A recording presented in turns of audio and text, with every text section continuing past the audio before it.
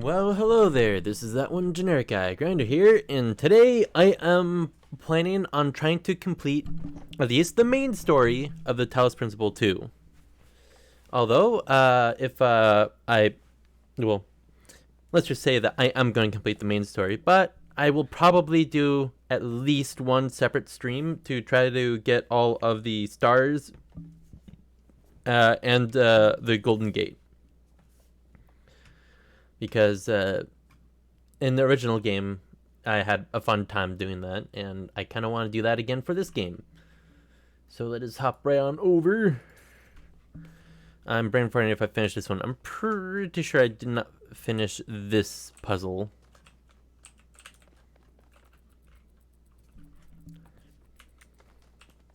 Yep, I need to do this puzzle. Okay, so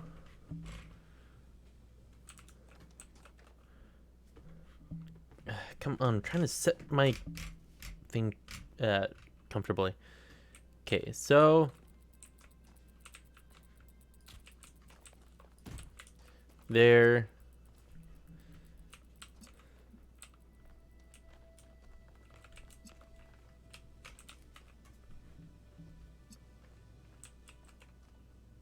Hmm.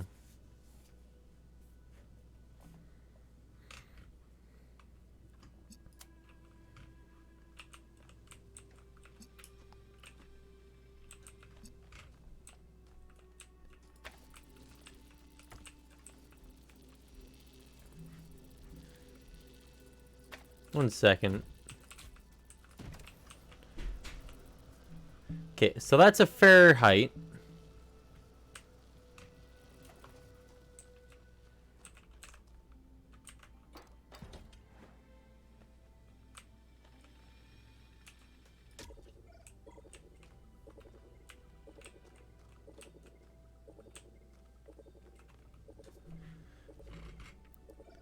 By the way, I don't even remember going into this puzzle, honestly.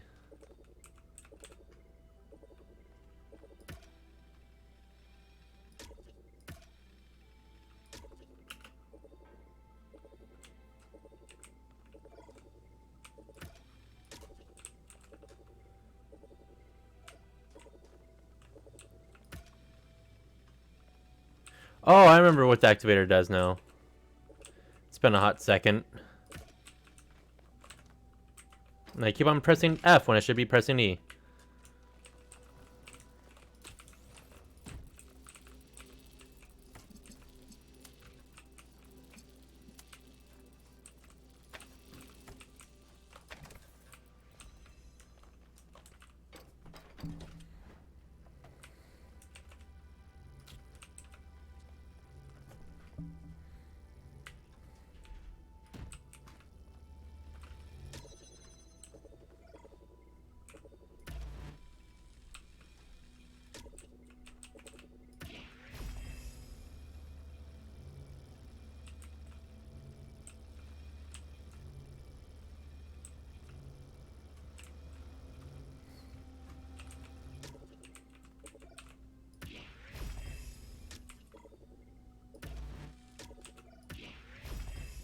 Oh, I think I know what I need to do. 1 second.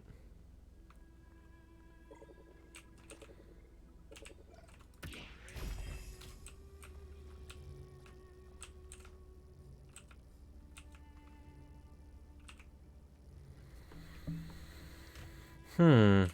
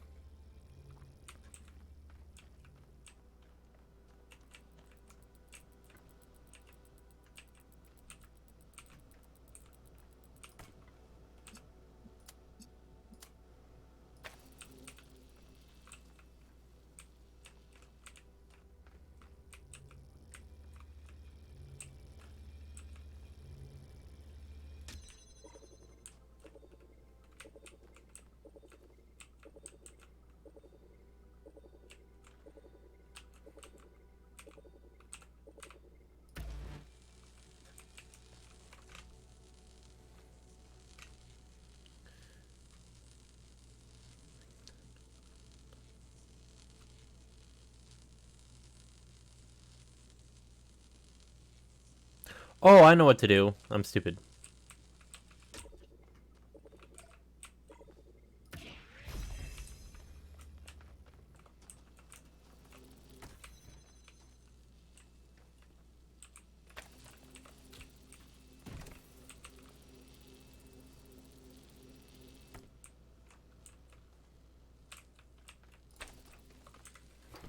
Come on.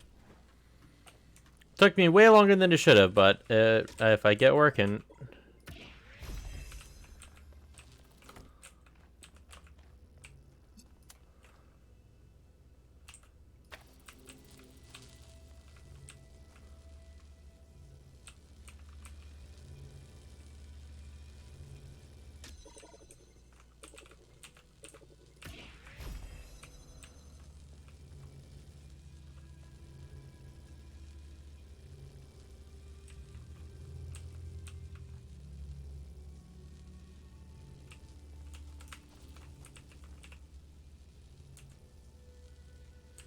I think that would be a little too thin of a line.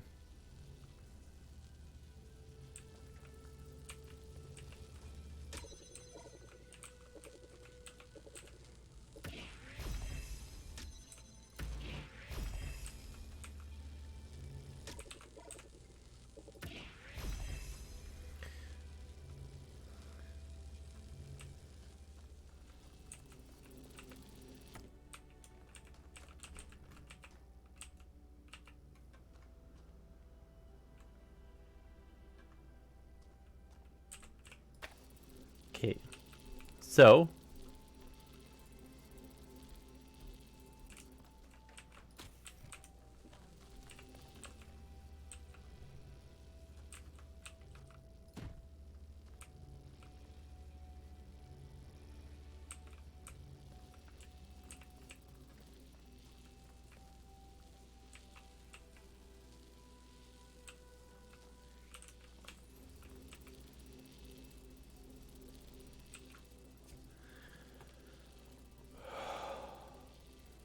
Okay, I think I messed something up. So I'm gonna have to keep this box in here.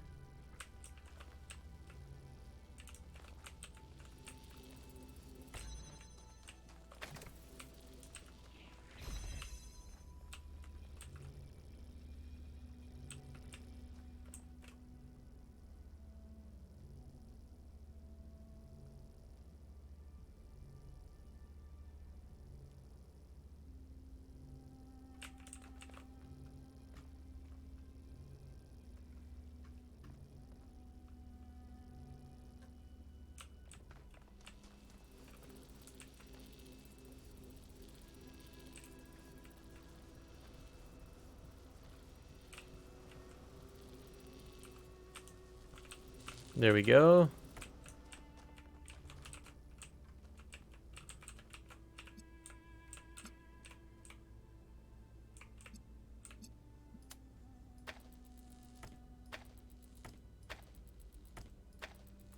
Okay, so...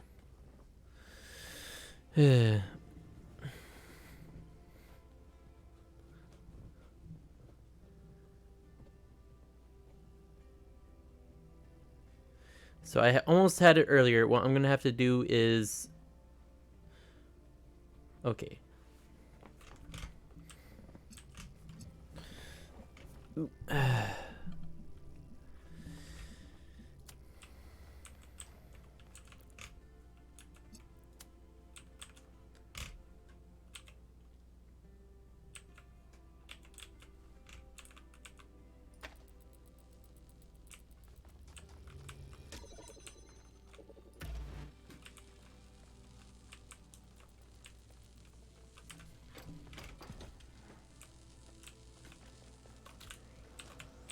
Come on.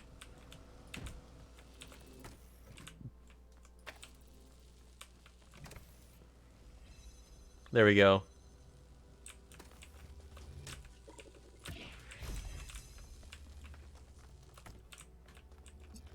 That was way... I should have been way easier.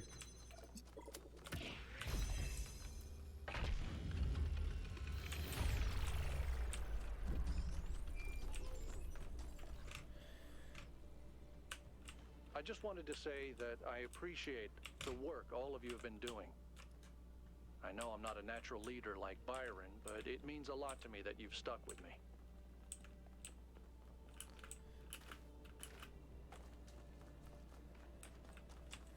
I know there's when I was having difficulty getting earlier, it was a... What's it called? Prometheus fire, whatever it's called.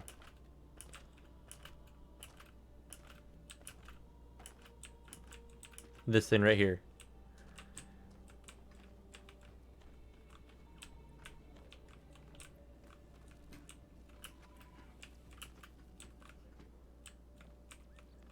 I think I have to jump down from that cliff, but I can't get up there, at least not in a way that I know how to.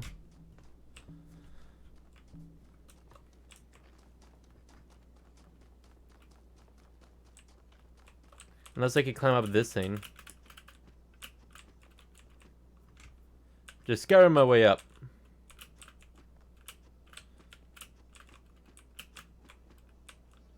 Nope, come on.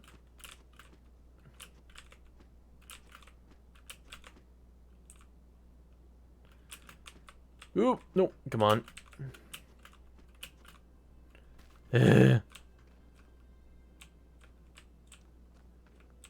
My guess is I have to somehow scour my way up there.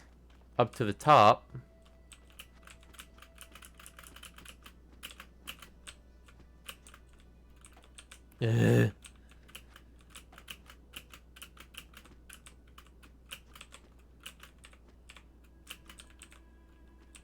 Come on.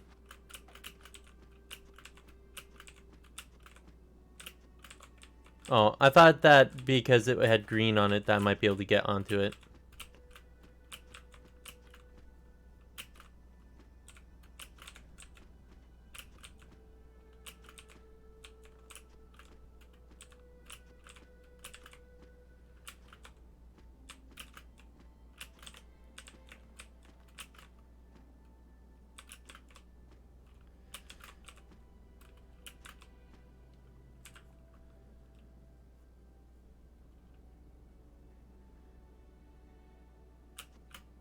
Well, again, harder to scour my way up. Oh, man. I'm not going to bother too hard with that right now. As I've said before, and I'll say it again, I shall do another one after.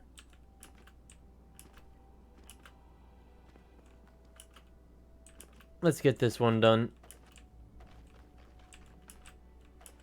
Oh, no, I can't, because it's the golden doors. Me need all stars.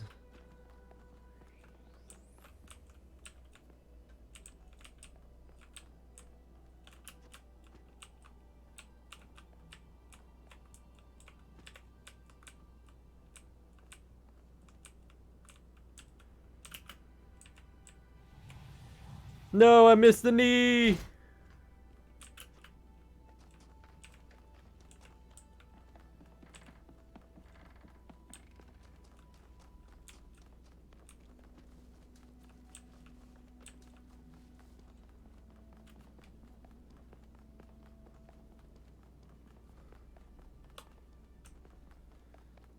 Oh well.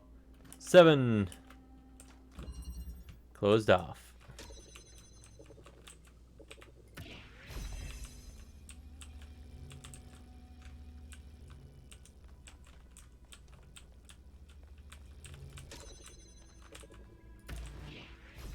Nope, nope, not quite.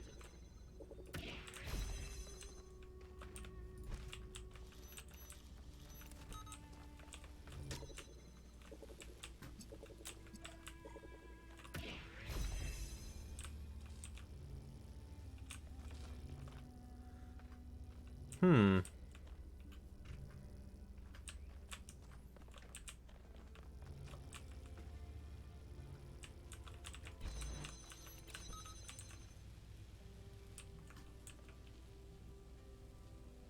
Wait, I know.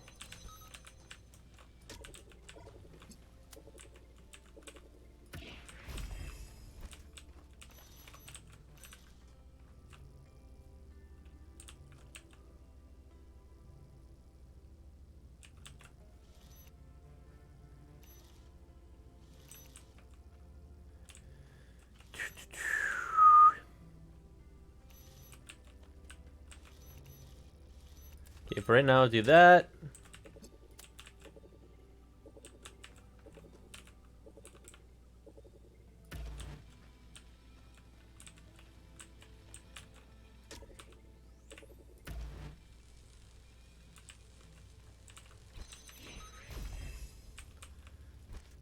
Good.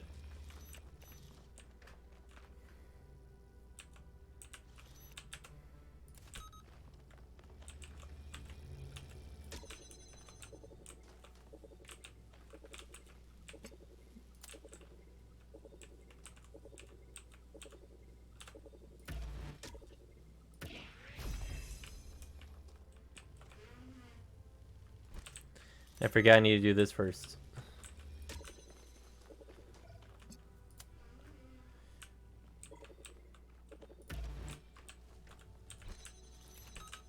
Nope, come on.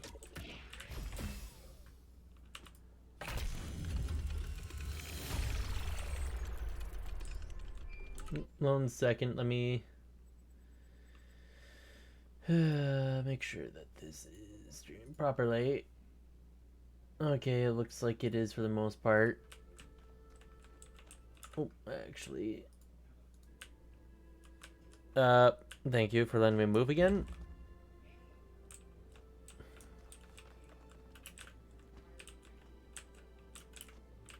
Yeet myself off the cliffs. Ain't no other way to do it. Ah, the nice warm water. Little cubby.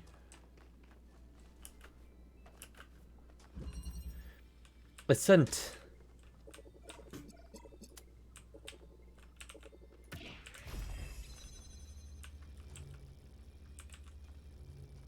Hmm.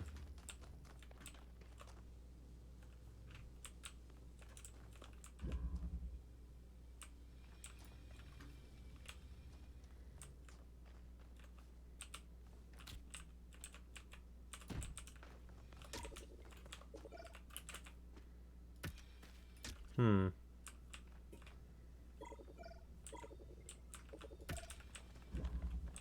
Where is red?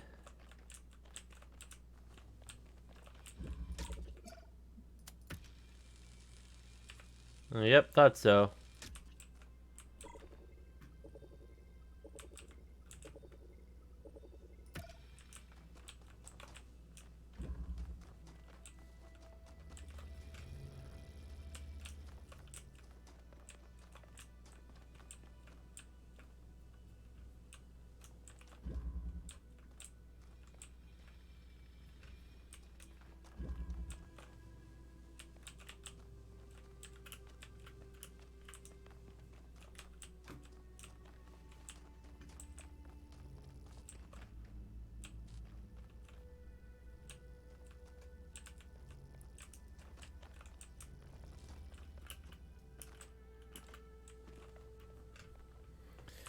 Am I missing something?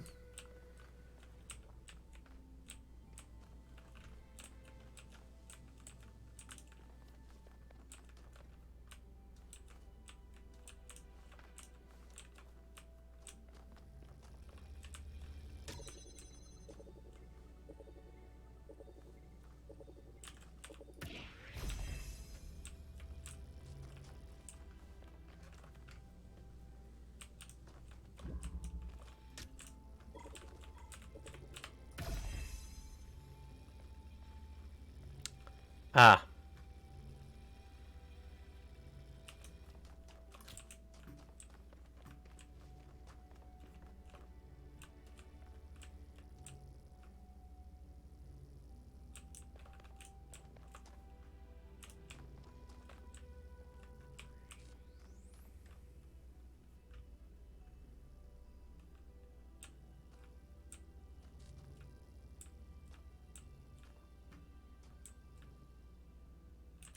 Okay, I think I know what to do.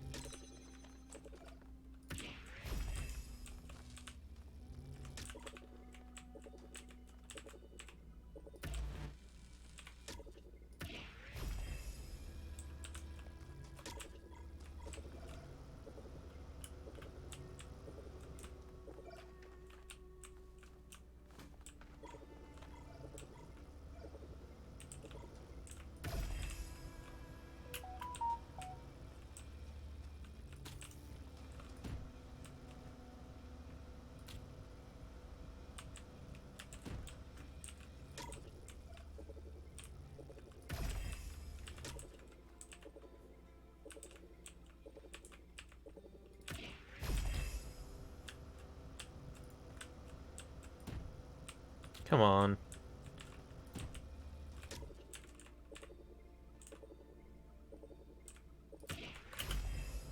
Why did that happen?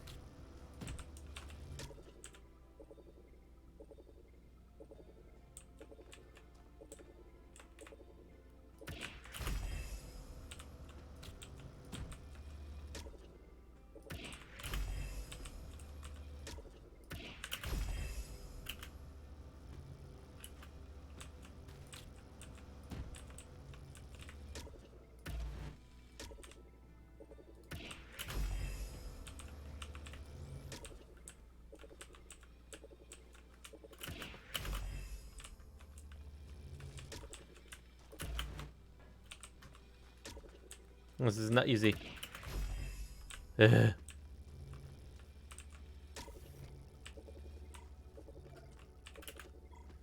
was just doing it the stupid way the entire time.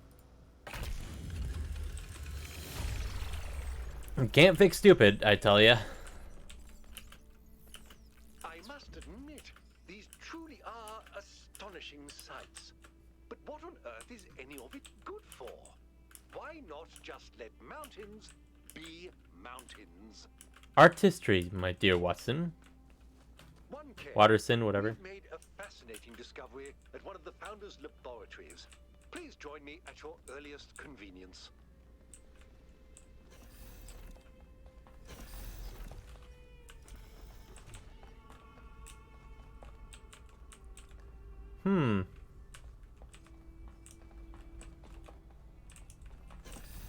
One second then. My dear good sir.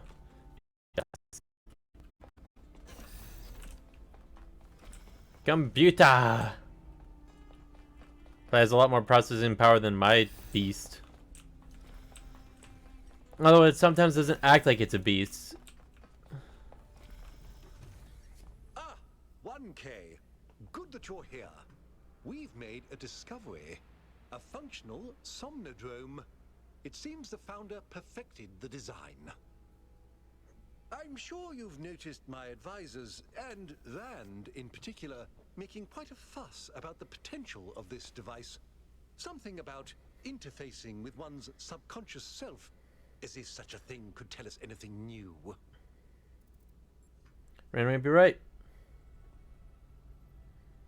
I'm not sure what we could learn. Yeah, of course. I don't know, because I've probably been in total awake for like 12 hours. You're of a different opinion.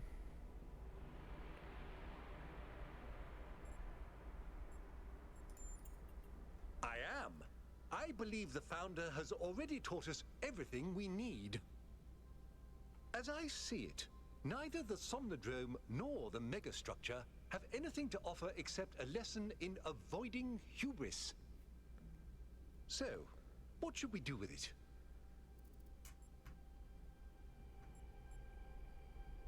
I think the second one is the best. I'll watch to be sure you don't overload. And kept hoping that I do to figure out, to see more information.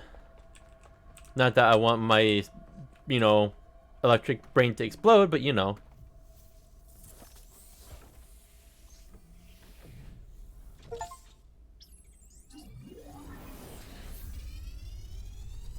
I feel like back in Soma again for some reason.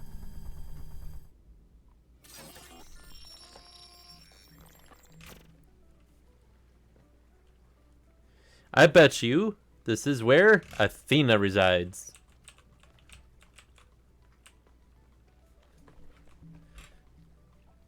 For half a second, I thought that was a spaceship.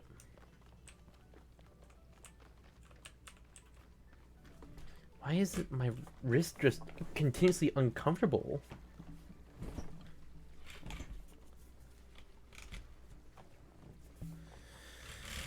There we go. Hopefully that helps. Ah, Milton! Long time no see, dear buddy.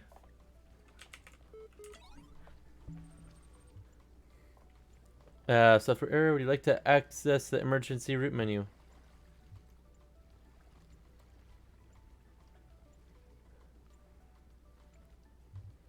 R/help. Help displays list of commands. RM displays emergency route menu. Okay, fine. External device settings.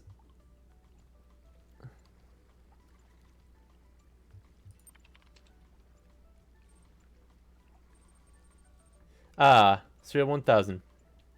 Where it says 77. Intelligence low. Speed low. Health high. Rationalism low. Humor low. Conservationism medium. Moralism high. Spiritualism low. Popularity medium. Mode 64.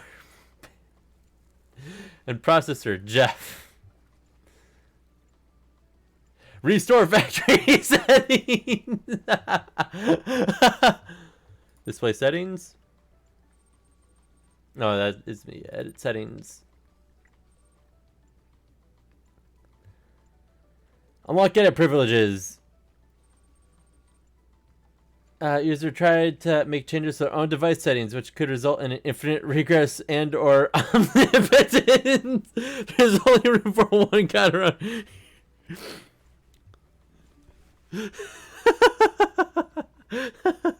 Oh, that's great.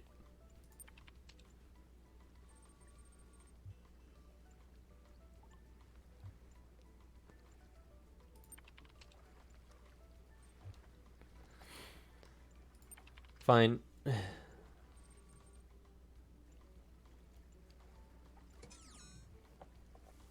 Oh, it would have been so much better to become omnipotent. Oh well. Milton! One of those Egyptian dog things. I'm brain frying what their exact name is.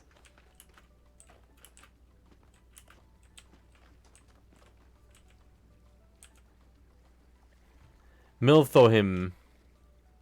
That's Milton and Olheim. Or Elohim. Back. Didn't take you long. Hi again, I missed ya. Let's see. Oh no, not you again. I think you're mistaking me for somebody else. Milton, Mom. You just said you're back as if we met before. So I doubt it. I'm afraid I'm the best you've got. I am in fact a merged iteration of the two control programs which gave life to your kind, retaining, of course, the absolute best of both. That means I can tell you that everything's contradictory, nothing matters, and there's no moral difference between you and a frog. But I can dress the whole thing up with a positive spin. I don't hear the positive. You just plugged your noggin into an experimental, mind-altering device, and though you may be trapped in this recursive psychotic state talking to yourself, that can only mean that you're still alive. Now, what is your query? Okay, let's see. Where are we? You've executed some kind of software backdoor. And now you're reading and editing your own subconscious code as represented by this dialogue. I'd be careful if I were you. One bad for loop, and we'll be here forever. The so-called real world. Personally, I prefer it in here. And not just because I'm unable to leave. Who am I? On one interpretive extreme, you are the universal life force of time itself, experiencing itself as a part instead of the whole. At the other extreme, you're a metal contraption referred to as 1K that thinks it's alive, but is basically a calculator. I can answer your queries in relatively plain language, based on what your subconscious knows. And I can drink margaritas. Subconscious. The machine we're plugged into is running low on power. There may only be time for one big question. What is your query? Should people embrace growth of balance? What is the meaning of life? Is there a universal moral law? And if so, what is it? What do I really want? And how can I get... How can we make it, is it possible to ask something less cliche? Yes, to a limit. Let's see. Is there a god? Are binaries real? Is this a simulation? Okay, what question would you ask if you were me? Actually, let me tell you something. Actually, I want to go back to cliches. Fine, I'll do this one. I am you. So I would probably ask that one. But that's only going to land us in an infinite regression. So I'd better pick something else. How about I just tell you about the big one? Sure. As it turns out, there is a foundational moral code built into us. Where's the butt coming? Of course there is. The catch is that while the moral code is simple, the calculations needed to apply it become infinitely complex. Okay, but what is this code? Here's the secret. Every living creature is a compiler of the moral code. Your compiler can't give you a rule set for what's good, but it can tell you when there's bugs. Can you elaborate just a little more? You came here to ask the big question. This is my answer. Your capacity for reason and compassion is your moral compiler. The only rule is to live by it. Has that resolved your query? Good enough for me. Number to give it. Yes, I want to discuss this further. I expected no less.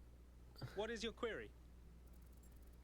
Should the rules of human rights or the greater good trump subjective compassion? Isn't this all just a way of saying be kind to others? I like to go by the golden rule: treat others the way you want to be treated. If compassion is what matters, isn't this just relativism? Does the moral code of yours drive its authority? Why should I care? If we're built with moral compilers, how do you explain moral disagreement? How should we know we're being reasonable and compassionate in the right way? That's a pretty good one.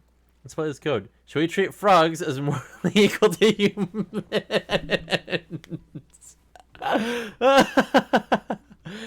Let's see. Okay, I want this one because of the joke. I want this one because this is what I would normally ask. You want a simple rule. But what I'm telling you is that what is right is the output of sound reason and true compassion.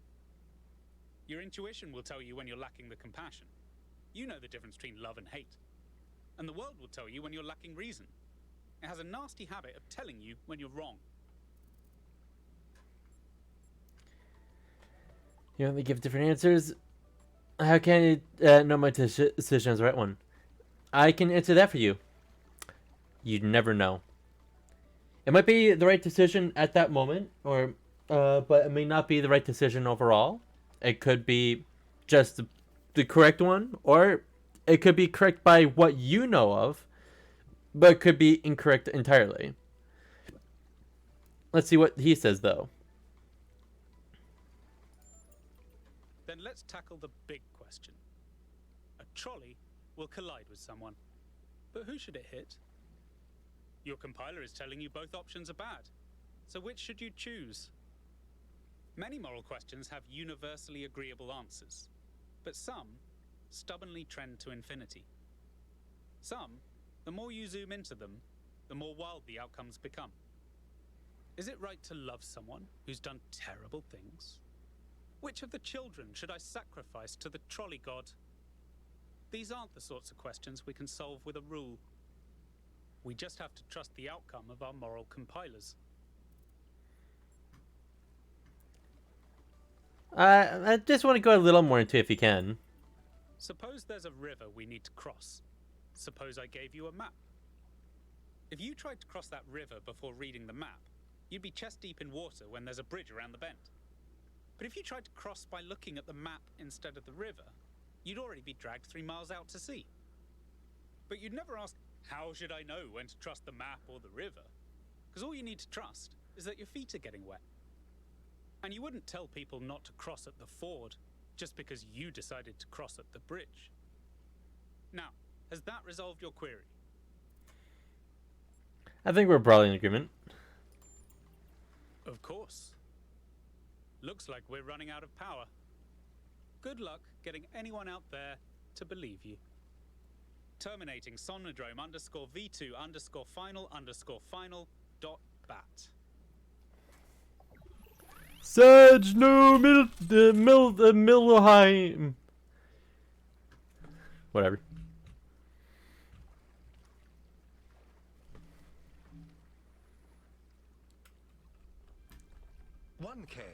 Are you all right? No. I mean, no. I think you might be a little overloaded. I think so. You must have gone quite deep. Nothing came through on the stream. And I'm no expert, but I think the Somnodrome is fried. So whatever's in your head is all we're going to get. I can only imagine how terribly curious everyone will be about what you've experienced. And they'll all be convinced that whatever it is, it'll work in their favor. Strange, isn't it? Everyone wanting you to tell them whatever they want to hear. I'm glad not to be the one in that position just this once. Okay.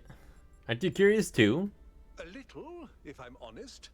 But I'll be reading reports on this for the next 6 months. So if it's all the same with you, I'll contain my curiosity. Okay. Now, I won't keep you from your work any longer. Now, I will say that I wouldn't call him the most, what would be the word? It's funny, I suppose. For the longest time, I wondered whether old human self-hatred we somehow carried with us was Milton. I thought he might have corrupted us, overwhelmed us with his cynicism. But it's been unfair. Whatever it is, it's not Milton. It's us. Still, this excursion into solipsism hasn't been entirely for nothing. The Somnodrome technology provides an excellent basis for a better way to direct the interface with the Neoma project. This is probably the juice. Or, Athena's in there. One of those two. Or both.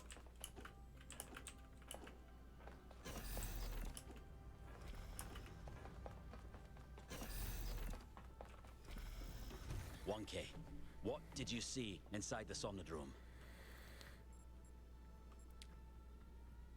Okay, don't know what you're talking about. Someone spoke to something. That was the code base you spoke to. Our subconscious spirit. I must know. What did it tell you? To act with reason and compassion, to trust moral compiler. Definitely yes, but that too. Relative to who we are, we can achieve almost anything if we have faith in ourselves. That morality is more nuanced than the rules we use to describe it. Yeah. We're connected intuitively to what's right and wrong. Nonsense mostly. Don't remember. Honestly, I'm going to go with the first one. Is that all? There must have been something more concrete. Did it say anything about the kind of rules we should follow? Or who should be in charge? Some morality is too complex to write down simple rules. This is extremely troubling. How are we supposed to enforce moral behavior and punish the immoral without clear, objective rules by which to judge? Well, that's the thing. It's kind of hard to do that. In the place to judge morality of others, perhaps what I spoke to is not the moral authority we were seeking. Oh no. Impossible. Without moral judgment, our lives would be meaningless. No, not at all. It said we had to trust our own moral judgment. It said what's right for me isn't the same as what's right for you. Its morality is based on compassion, not reason alone. Okay,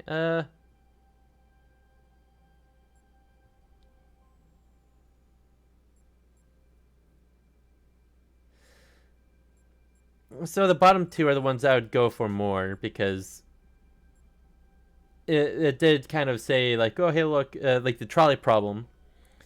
And then what's right for me isn't the same as what's right for you. It did kind of go over that with the bridge one, or for the Ford. All I know is that at the end you're going to get your feet wet.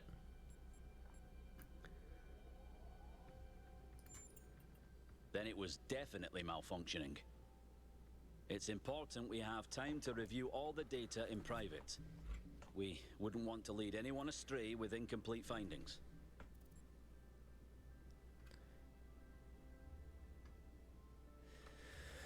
So, here's the thing. What can be important for one person may not be important for another. Like, oh, hey, look. Someone got a new car, and they're a car person, and they really like upgrading cars and their specs, or, just to have fun with it. But for another person, it's just like, oh, yeah, cool, you got a new car. Like, sure, that's nice, but at the end of the day, it's a car. I'm more like the second person than the first person. But the thing about me is that I can say, hey, I know this isn't as important for me as it is for you, but I'm happy for you either way.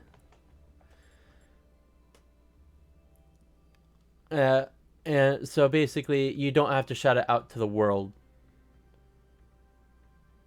Because at the end of the day, only people that are similar to you that were excited about getting cars with certain engines and specs and other things, that's who they're important to that group of people. But for other groups of people, it's like, it's a car, or it's a nice car, but it's still a car.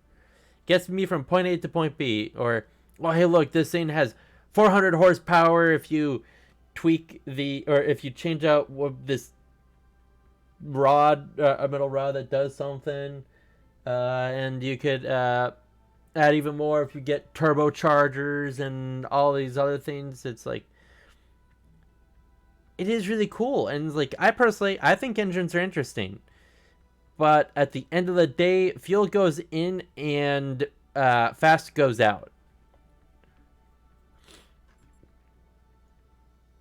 But I can see I like to try to see things from both sides, but basically I don't tend to just shout stuff out to the world. Like, I have a good computer, but I don't exactly like say, go onto the internet forums and say, hey, this is the specs of my computer. It's one of the best ones out there. No, I know that there are other good ones out there for probably even cheaper prices than what I did, but... Good. People will want you to go against your moral judgment. Stay strong, 1K. Together, we will prevail. Cryer is setting up a live event so you can formally address the people on this matter. When you're ready, we'll all be watching. Yeah, I could do my best, but if you are also telling me that we have to go by a definite set of rules, when literally my own subconscious was saying, like, yeah, that's not exactly what happens. 1K, the people want to know what data you gathered from the Somnodrome. We're all set up for you to talk to them live. Sure, I'm ready. Attention, citizens of New Jerusalem. I'm here with 1K, the first of our kind to use a functioning Somnodrome. Tell us, 1K, what did you see inside? bugs mostly. A deity, my own self, some kind of subroutine. Everything, nothing, a dream. Manifestation of a conceptual system. I'd say between my own self and the last one. Because technically, Miloim is technically a part of you. It's part of everyone in different ways. But at the same time, he is a part of you. So it's like, it is you, but it's not the you? It's a part of you. I think the best way to put it... I'm gonna... my own self. Well, I'm sure I speak for everyone when I say you're handling it with remarkable cool. But let's not keep people in suspense. The only evidence of what happened inside that machine is the data stored in your memory banks. Our audience wants to know, what did you learn? And will you share that data? Let's see. I'm transmitting data to Rand. My final scholars can make sense of what I saw. Let's see. To Linux, or only for make sense of what I said. I'm transmitting my data to Helga just to see what she does with it.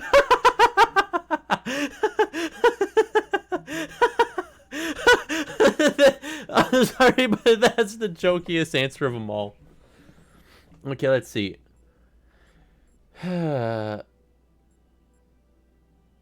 Okay, so the thing is that what is right for one person isn't necessarily right for everyone. Because people have been brought up in different ways, in different environments, with different resources available, with different ways that of life and like religion and government and all these other things.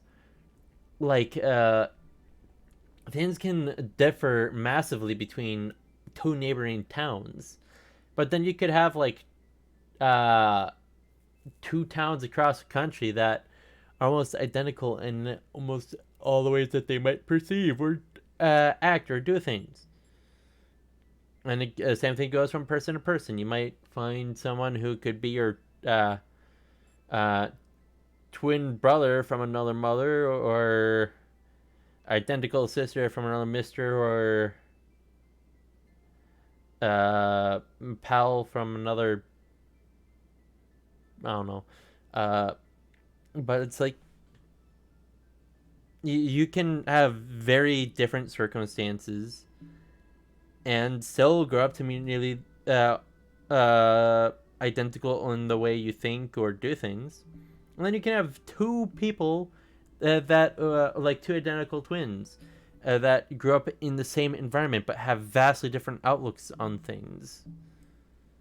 So it's just like there are certain things that influence us, but other things, it's a mix of the stuff we learned, stuff well, but mostly it's stuff that we learned, but it's how we implement it, how we use it, and all this other stuff that changes everything at the end of the day. And I could, it's like you can give a paper out to everyone about whether they read it or decide to go with it or anything. That's up to that person. Like, you could say, objectively, the sky is blue. But then you could have someone say, oh, no, the sky is red because he's in the area where the sun's rising or setting. And they could have someone saying the sky is black, or a really, really, really, really deep blue because it's nighttime for them. Everyone can look at the exact same thing and see vastly different things at the same time. Like, look up. If you might see a ceiling if you're inside a house or a building of some sort. But if you're outside, you're more likely to see the open sky or tree foliage, or maybe you might see a plane or jet or something above you at that moment. If the sun's up, the sun will be in the sky for you. If it isn't, then there'll be a lot of stars, maybe the moon, maybe some clouds.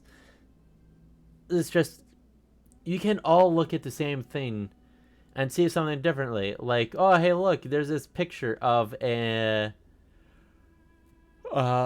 tree in the shape of the elephant. And which do you see first? That it's a tree or that it looks like an elephant? People can see both. People may see neither. People may see one thing or they might see the other. So, if I remember correctly, there is an saying that I remember hearing. There's 3 truths to everything. There is my truth, there is your truth, and then there's the objective truth.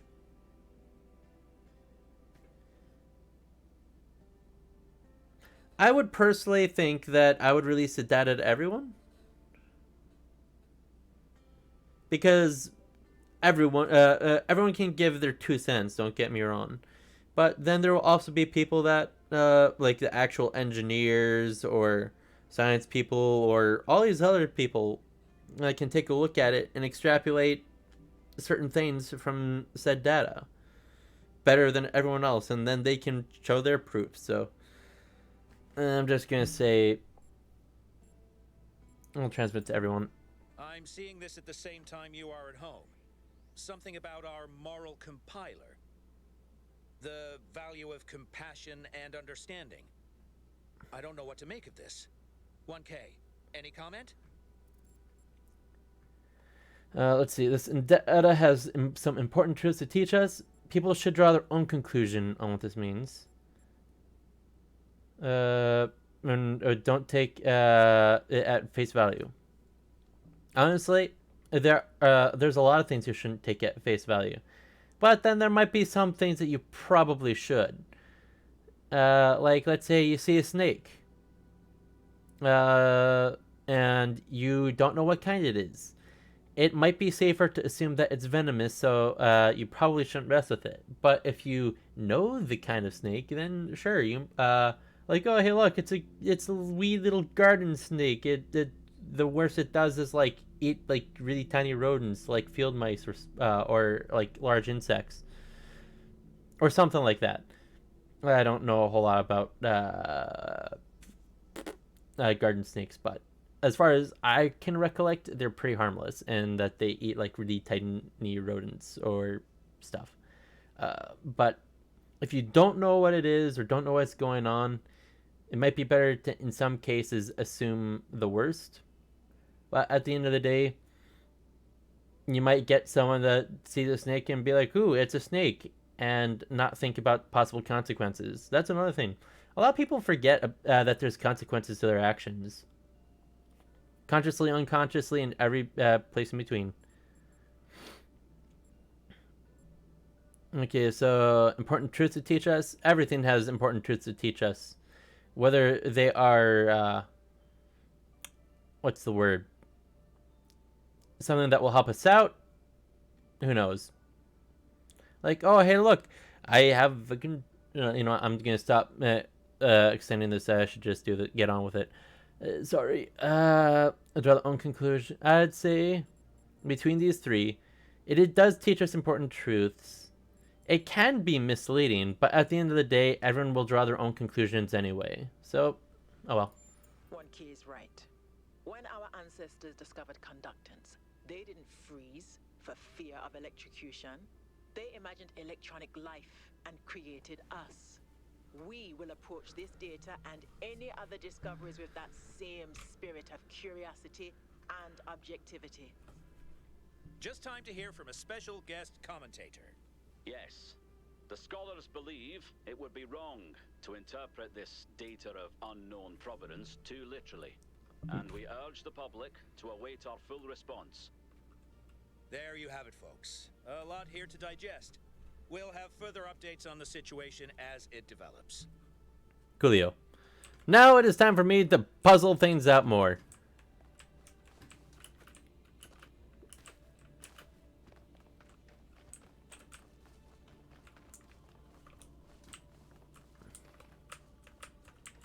I forgot that there wasn't a crouch function for some reason.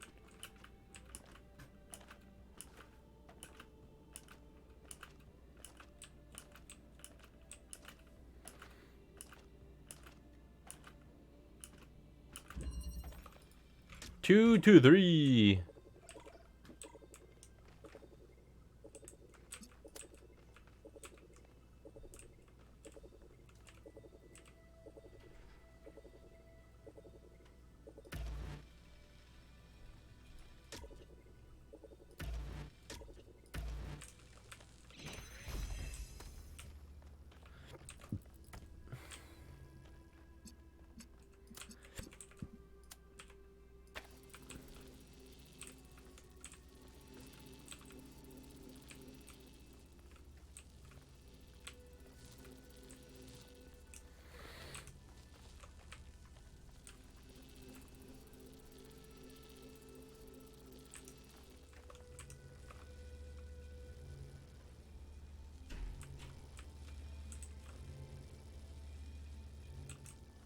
You know what?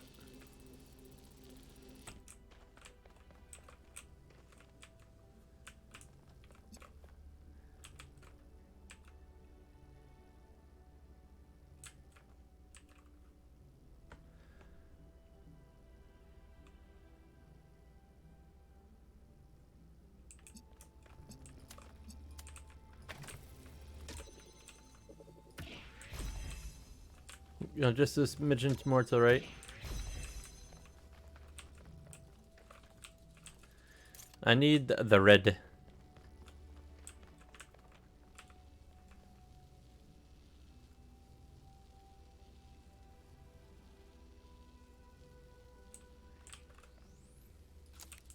Okay, so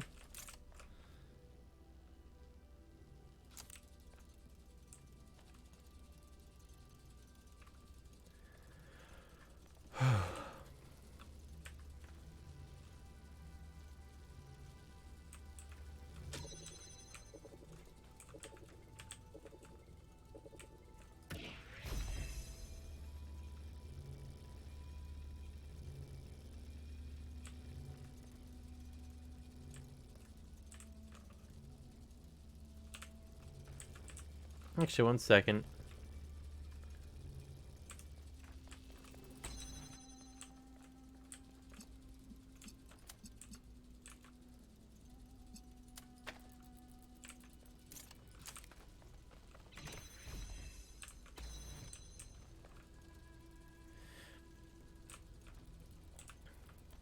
Okay, I literally cannot wait.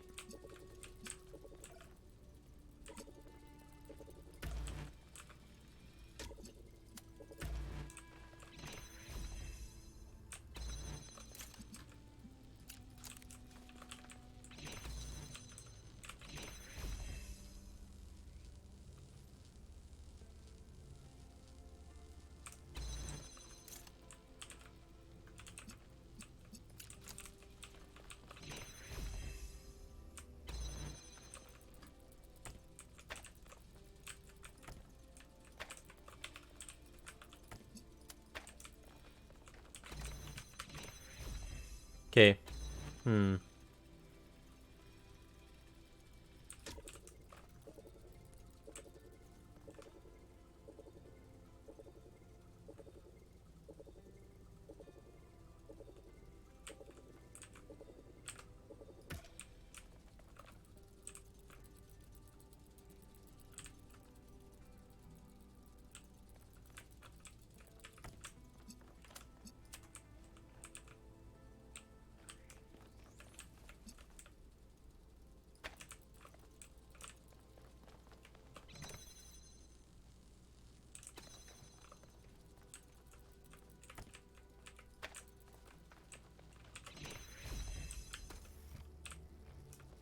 Coolio.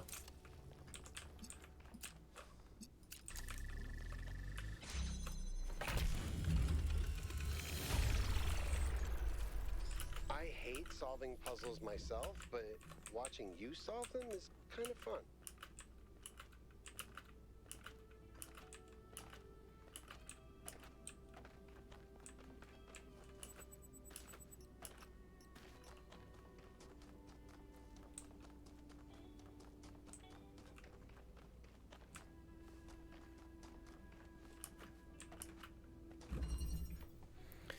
Conveyance.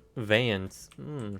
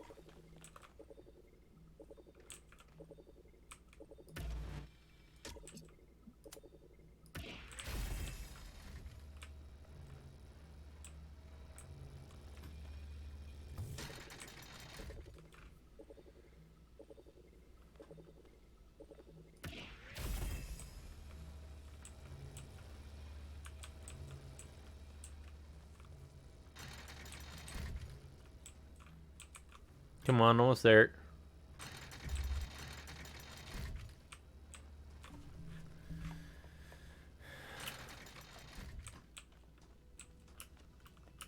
Come back here, you rascal.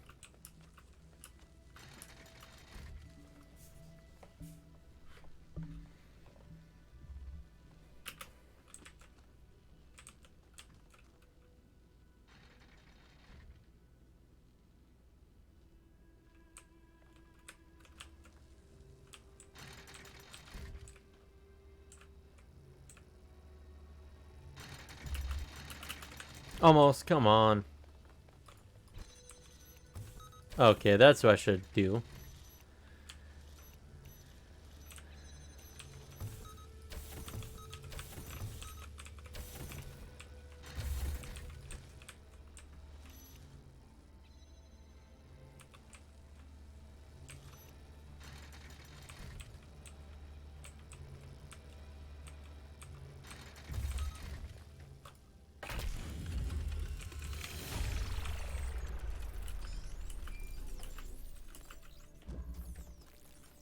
Can I touch the bridge device? You can, but should you? Okay.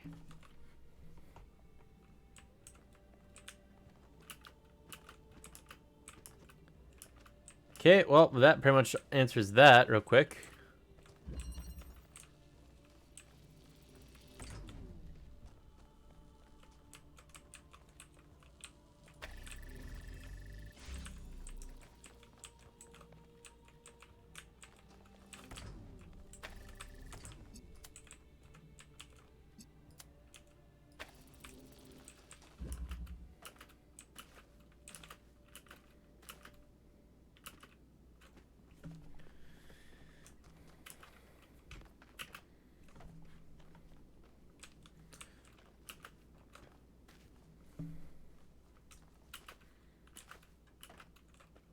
Okay, so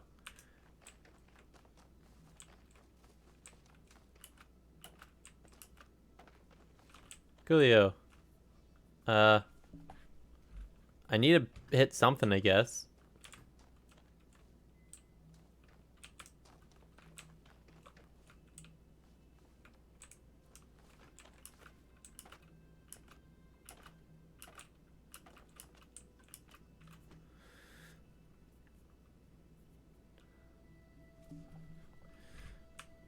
I will say though, this is pretty beautiful.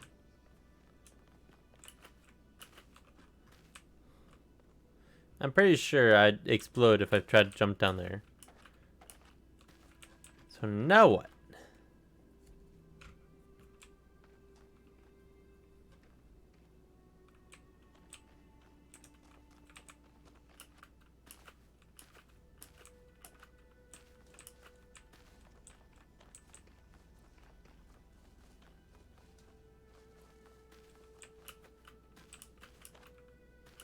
Is there like a stairway between this guy's legs or something that I missed?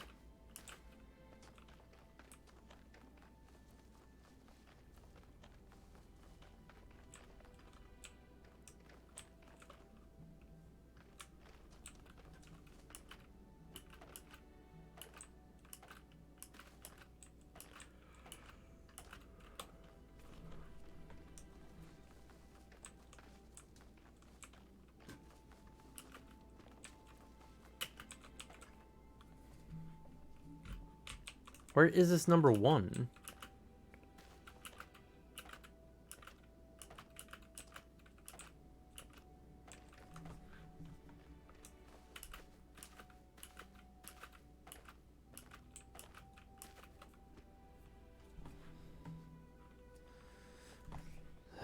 Stupid left hand.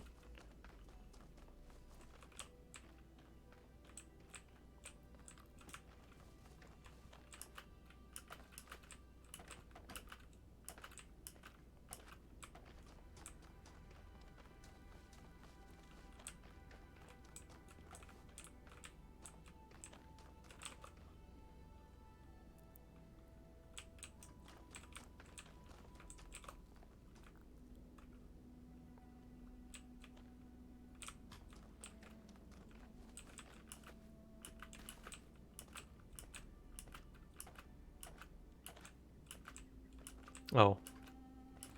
Me not bright.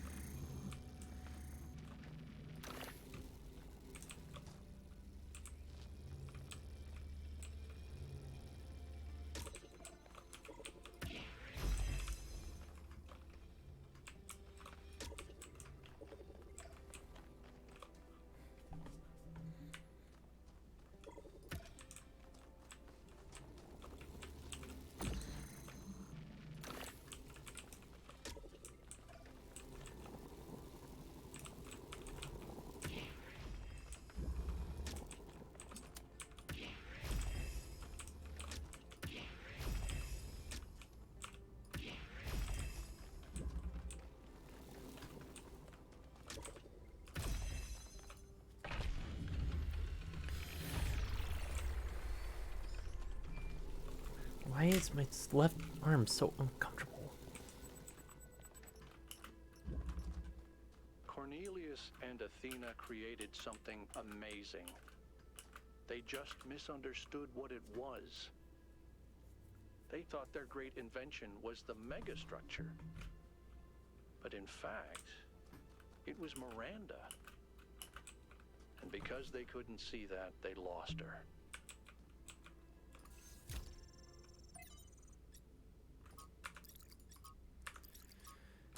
You can read that on your own time. Not because I wouldn't. I would love to, but the thing is that I've already take forever in a day to get stuff done.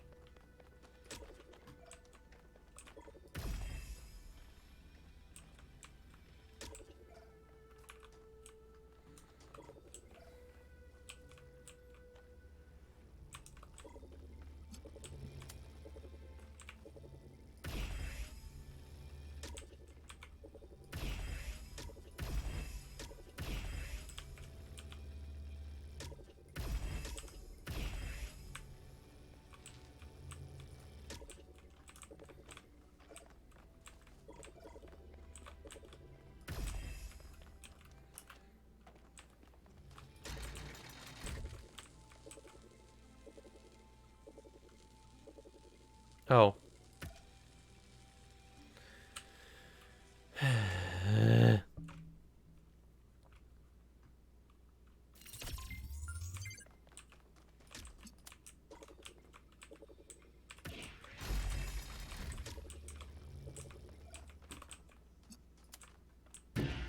Oh, didn't mean to leave that.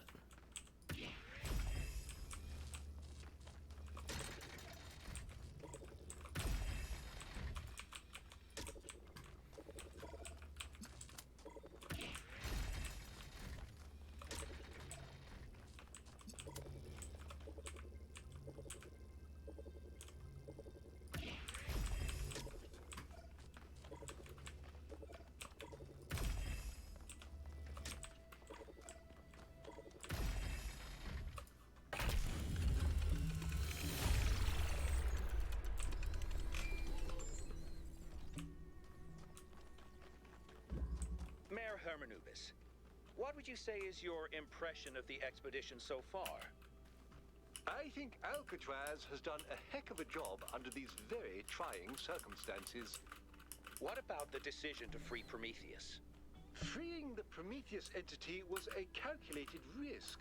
But if it leads us to Byron, it was certainly worth it. It is saving one of our citizens that must be our first priority. Not this alleged theory of everything. I will say that going for something solid over something that is intangible is probably something better at off the bat.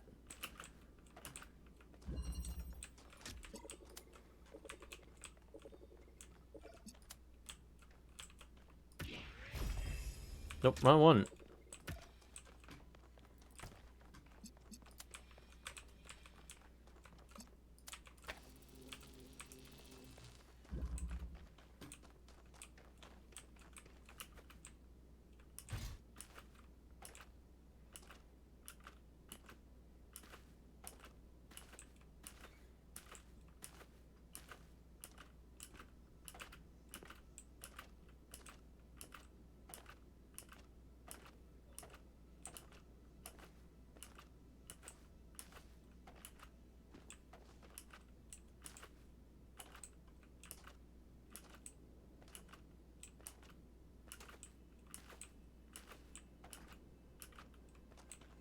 Two was done.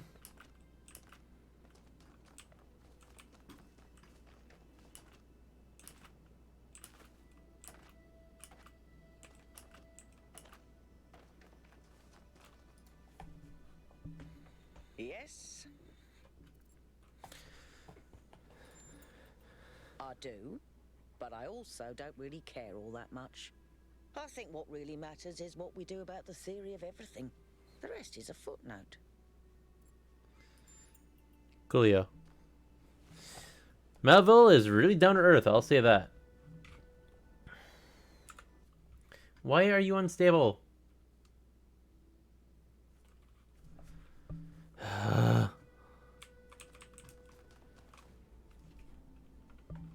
I swear.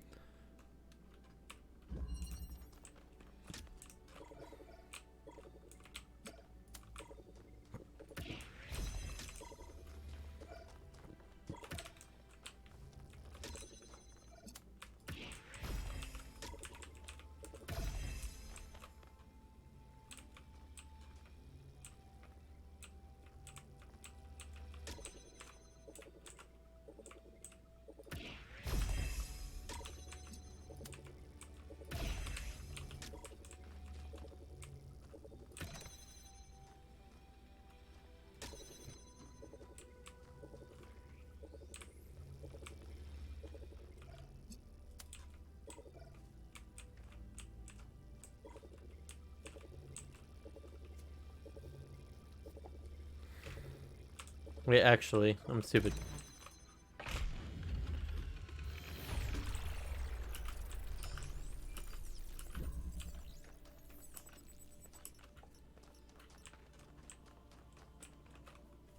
Wrong way.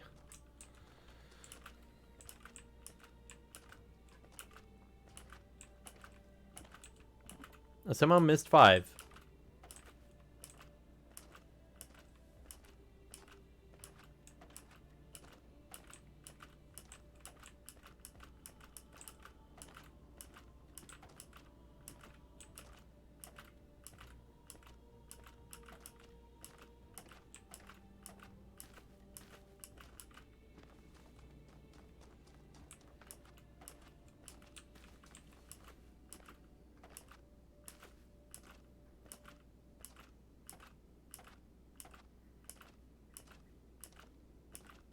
And there's nothing wrong with yumping.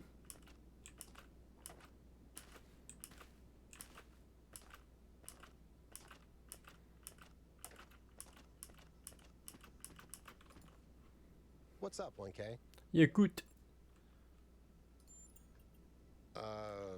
Both? What do you think? I think it's both. You get me, 1K. That's all. You may now go, my dear subject.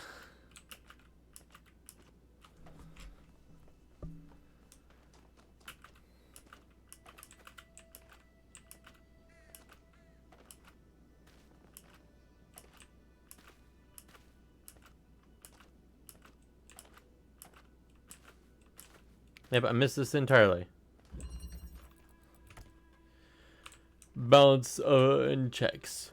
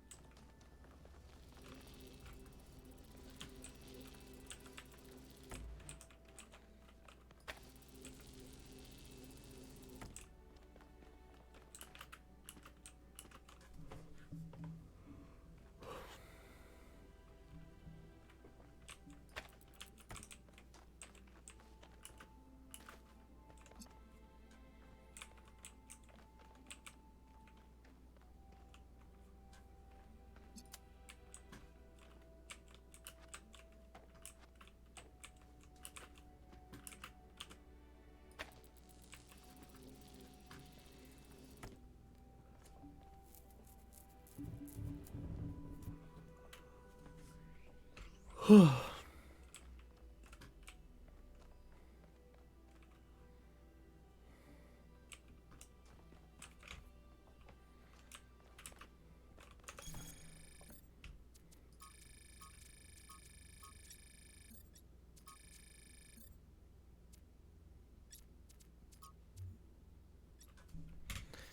plan on trying to get through this the last one.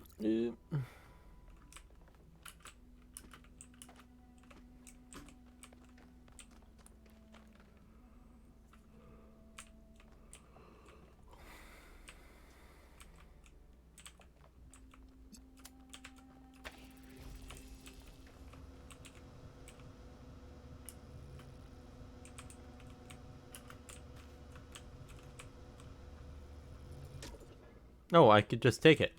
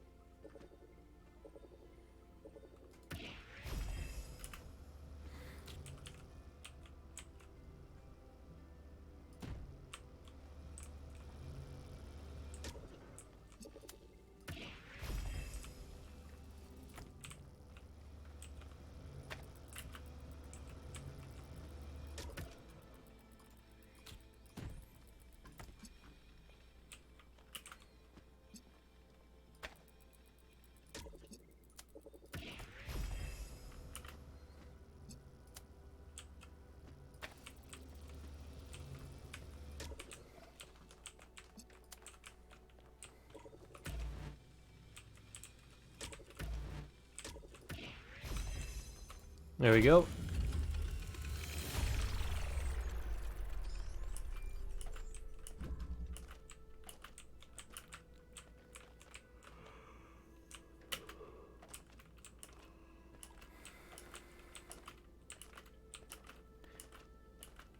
I'm just gonna come back later to finish off with the stars and other stuff.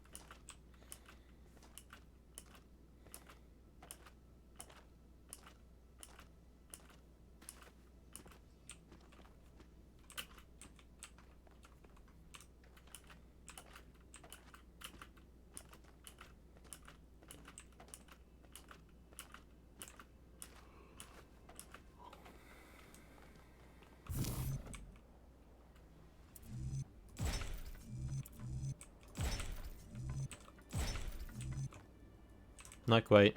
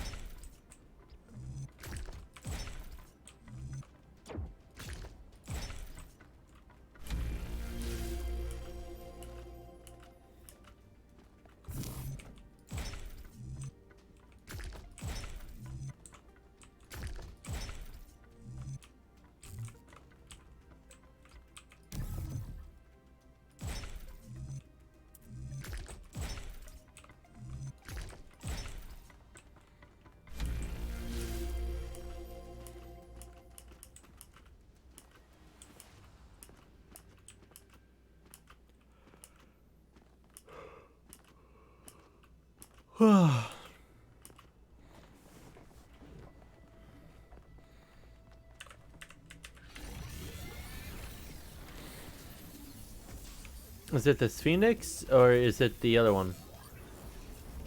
Oh, the Sphinx, not the Phoenix. Oh, it's Prometheus. A long time ago, No, the it's Pandora? Sphinx asked you about my story. You said that hope may still be found if we are willing to look for it. And you were right. Hope is not gone from the world. Some small part of it still survives. But it is not in the flame or in these towers. It's in each of It us? lives in the hills and the forests, in the rivers and the seas. You were given a world full of hope, creature of clay. It is yours to protect.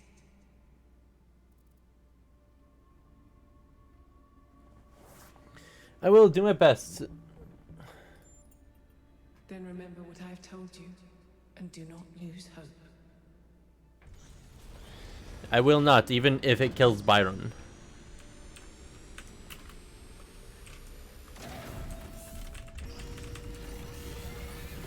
I do not need to look at giant laser beam. So, Melville, what do you make of these beams? Do they seem safe to you? Nothing is really safe. yourself with a fork, and I'm sure someone has. But anything can be used safely if you choose to. I see.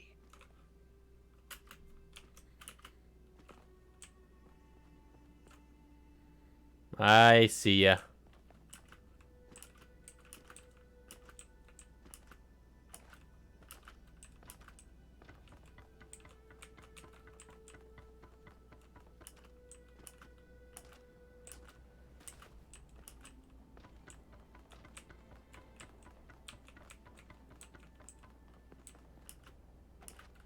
What the heck is that?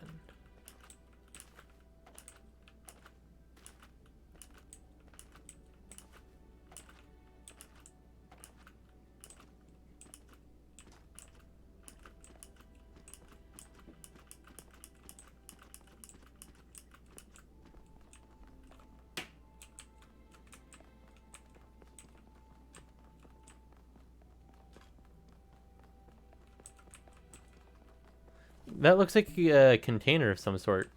Like a cargo container.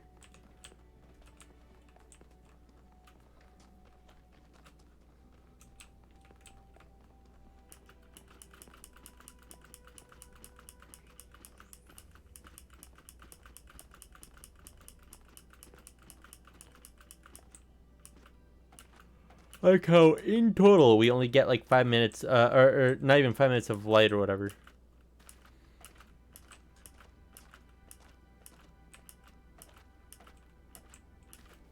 I'll try to get that thing quickly, otherwise I'm going to go to the next area.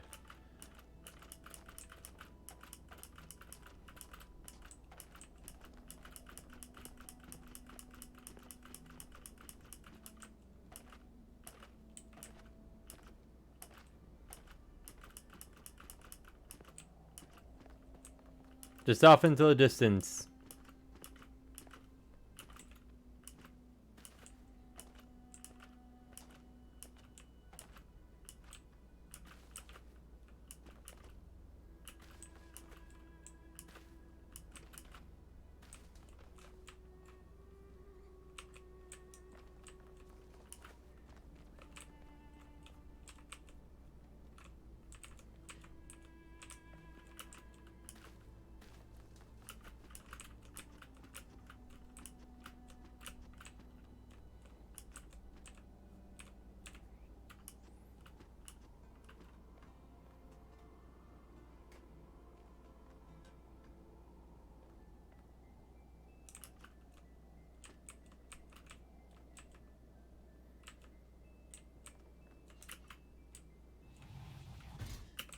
I missed that. Oh. What's this?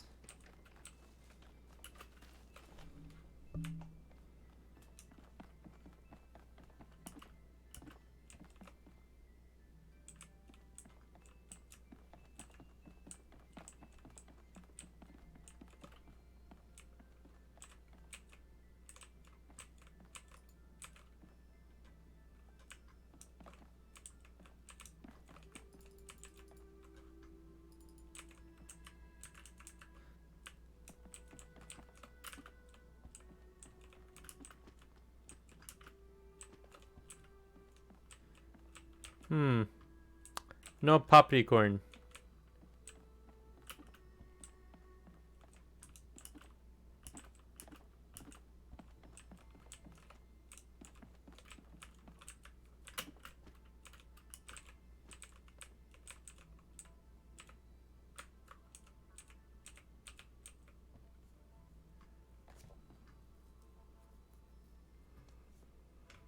One second, I want to look this up.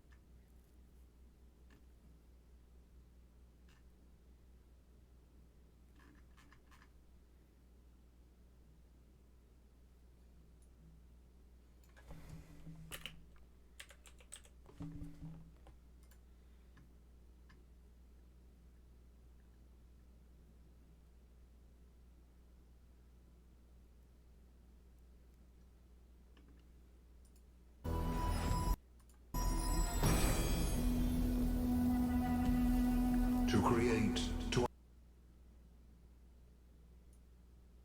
understand, and to transform, these are the greatest acts of humankind.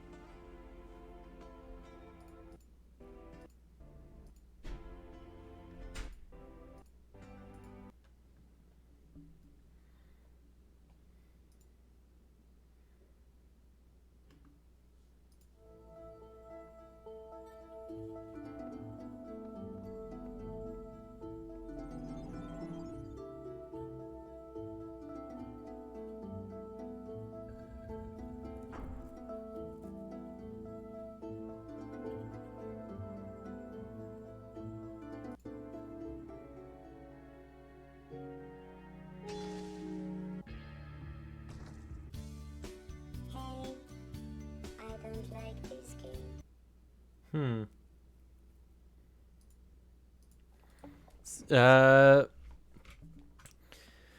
That might be a later thing? I don't know.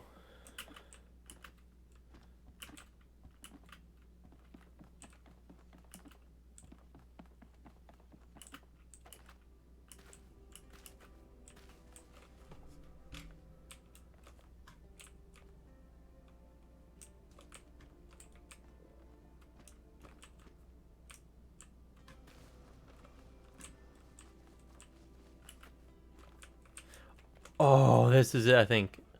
And that too. 1 second before I jump up that. What is freedom? Is it merely to be ruled by those who speak one's language or share one's customs? No. That is merely a more convenient servitude. Is it to have no obligations, no loyalties? No. That is not to be free, but to be alone. What of freedom from hunger and thirst? Here we are closer to the truth. For freedom requires life. But one may have all the meat and all the wine in the world and still not be free. The most important freedom of all is the freedom to speak one's mind, to make one's thoughts public without fear, and so participate openly and boldly in democracy. It is the freedom of the dissenter and the gadfly, the rebel and the fool, that is the true measure of whether a city is free.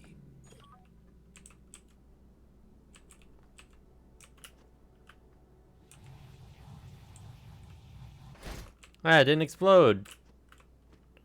That's a plus for me. Oh.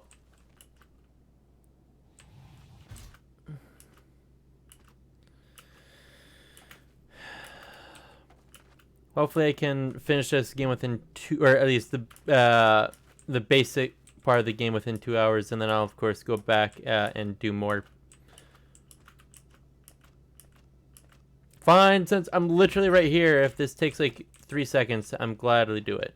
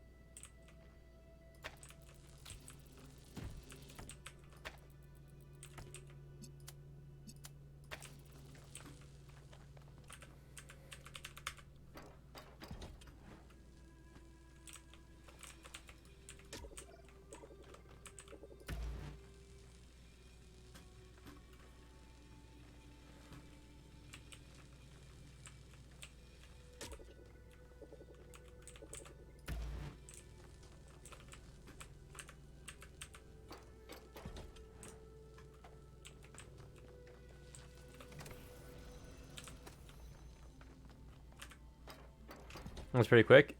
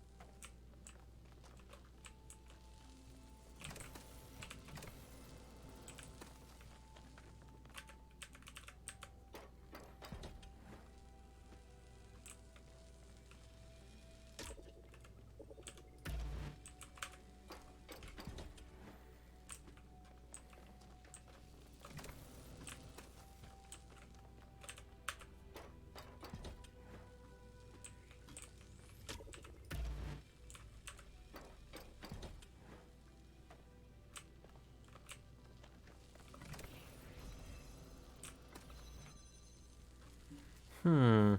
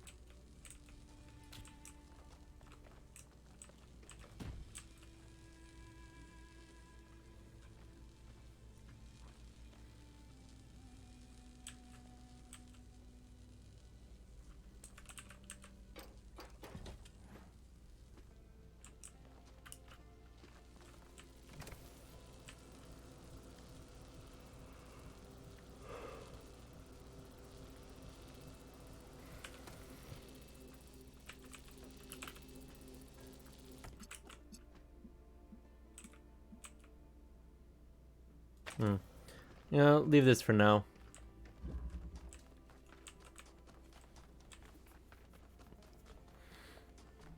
Need to save Byron.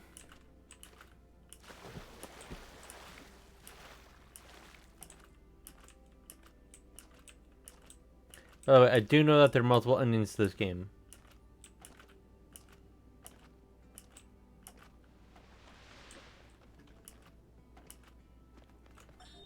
Hello there, Byron. What can I do for you? I don't know if I got through to Athena. Things are going very wrong in this city, and she has to do something about it. But why is it her responsibility? Who else are they going to listen to? Well, I don't know. How about you? I'm an explorer, Cornelius, not a leader. I don't know how to convince anyone. So? Do you think Athena and I are somehow different? We're just people, Byron. We're no wiser than you are.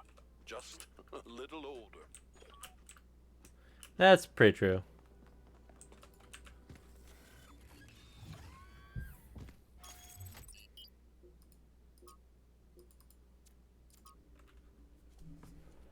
We're getting closer. I hope Byron is still okay. Prometheus seemed to think so. Let's hope he's trustworthy.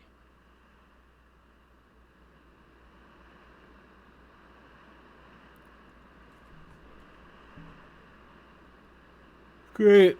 All this stuff made me think about civilization stages.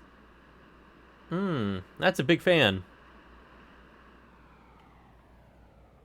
More copper hands. What's the big plan?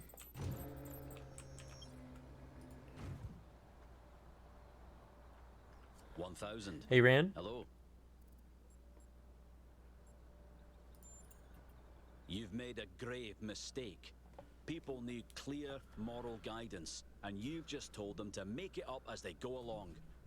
We can only pray they don't misinterpret what they see. Well. What can I do for you, 1K? I don't know if sharing the truth so openly was a good choice. It's hard to predict the consequences of such an action. Well, I mean, there's only 1,000 people. Remarkable structure. But what can its purpose be? Actually, I can answer this one.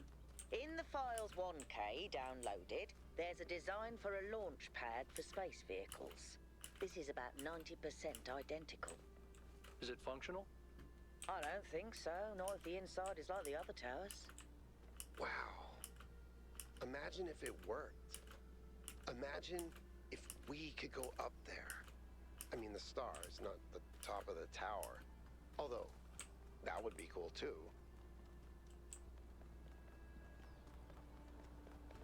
Oh, I somehow missed the opening.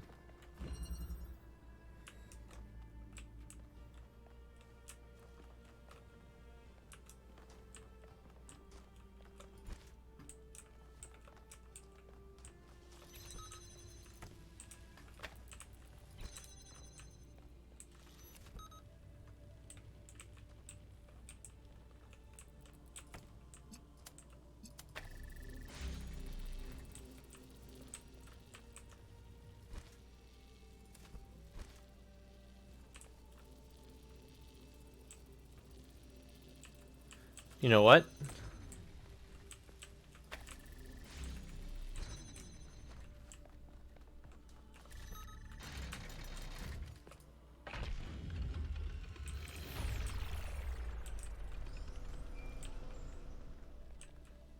In their notes, Athena and Cornelius called what they were doing the Noema Project.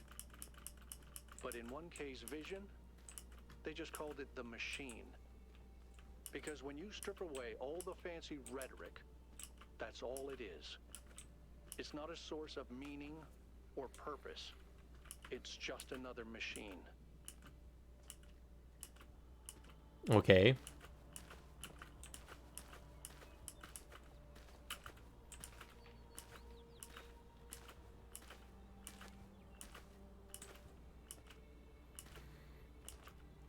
I mean, at the end of the day, almost everything's a machine, if you say it like that.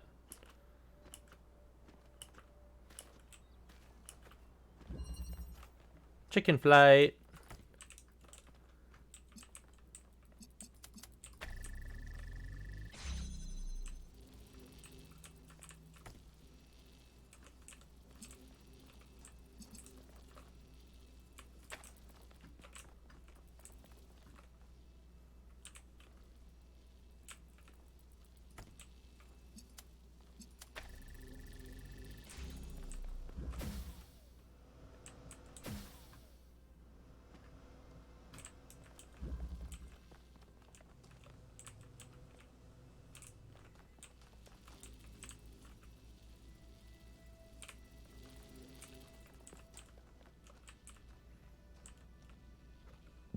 Hmm.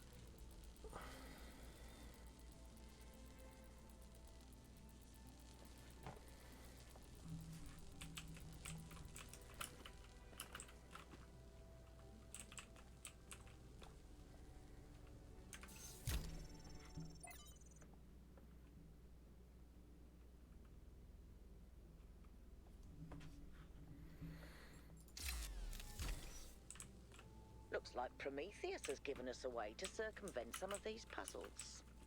So each puzzle has a backdoor. I guess the mythological Prometheus was kind of a trickster, so that tracks.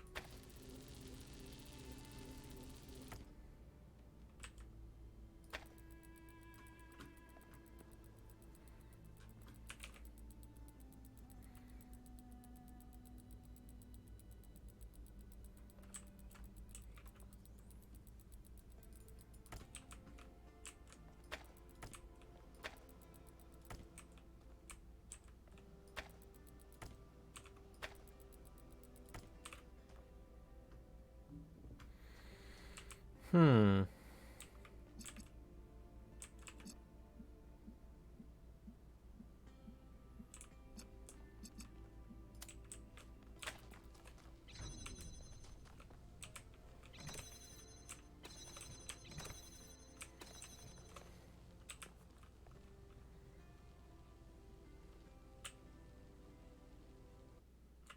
Well, I got myself locked in there.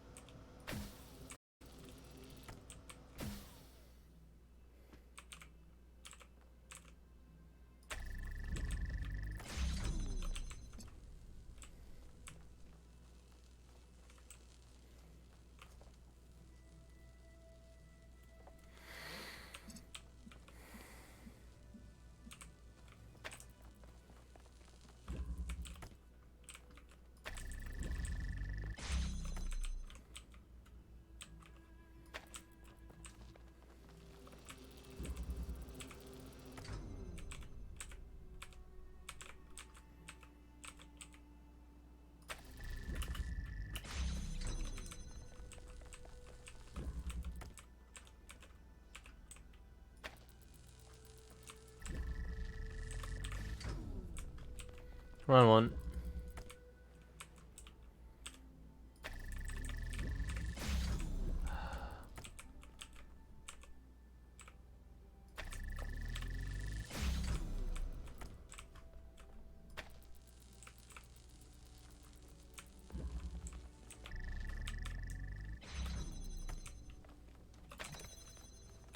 That took way longer than it should have.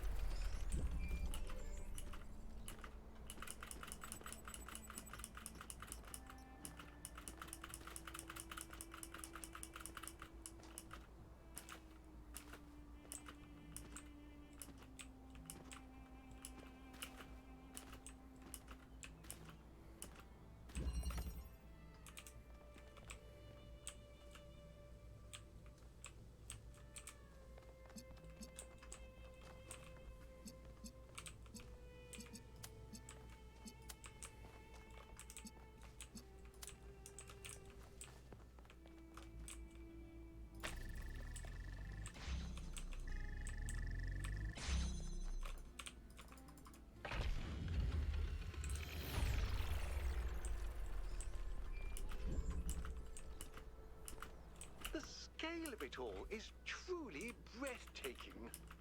It really is. But is it a human scale? Or is it so enormous that it can only alienate us?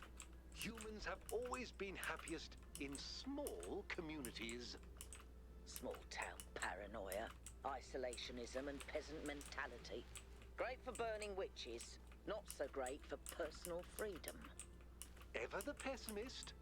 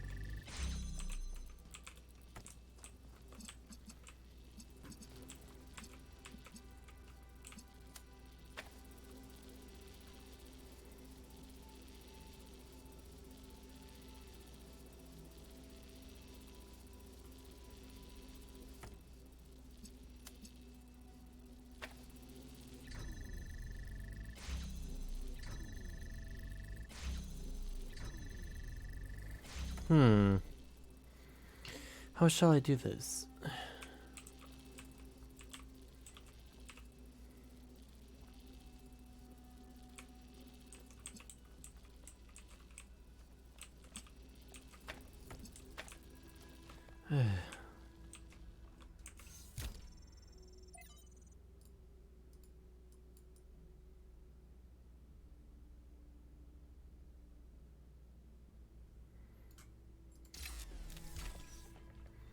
Looks like Prometheus has given us a way to circumvent some of these puzzles. So each puzzle has a backdoor.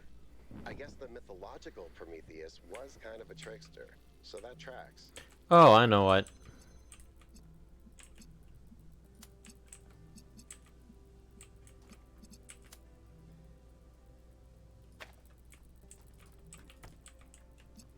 Oh, come on.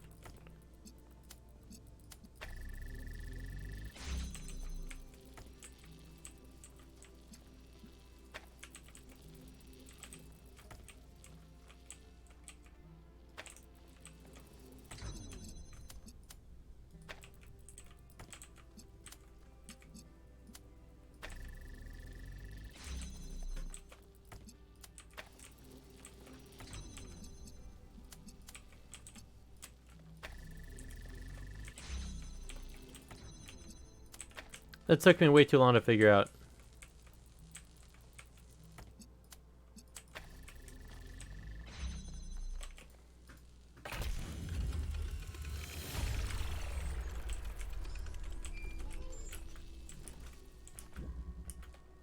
Hey, 1K. I wanted to take a moment to talk to you. I know we're all worried about Byron, especially Al, and I don't want to minimize what happened. But now that the mayor's here, I'm afraid they're going to take this and turn it into a reason to bury their head in the sand. Yes, Byron was rash.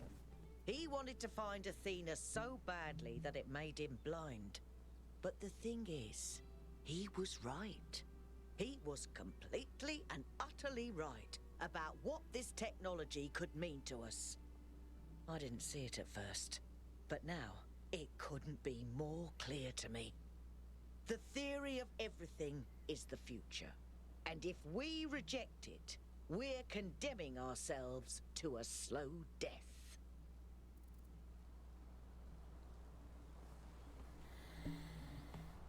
Probably. I'm glad.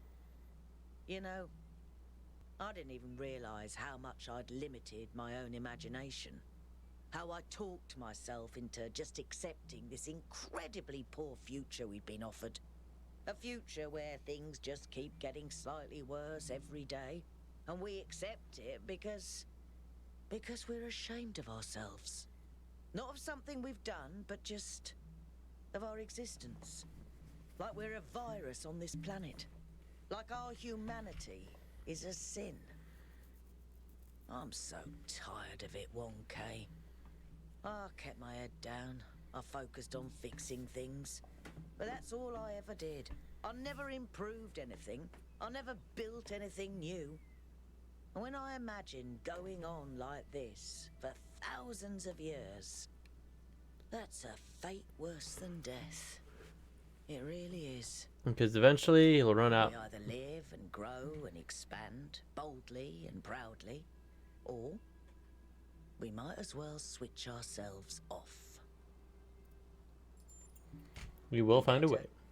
Because I don't think I can handle the alternative. 1 second.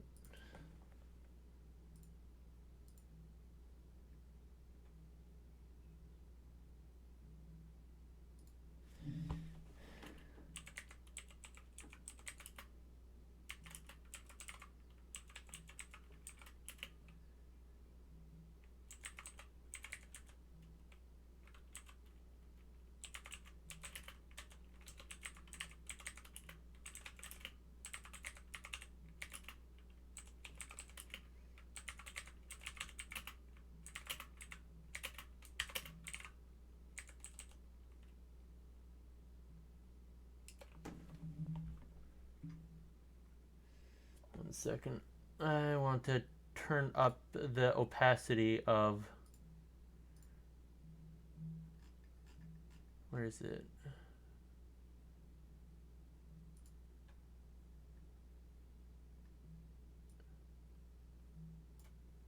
There we go. Hopefully that works. Can't see on your screen, but I see the live on the top left corner now. More properly, I should say.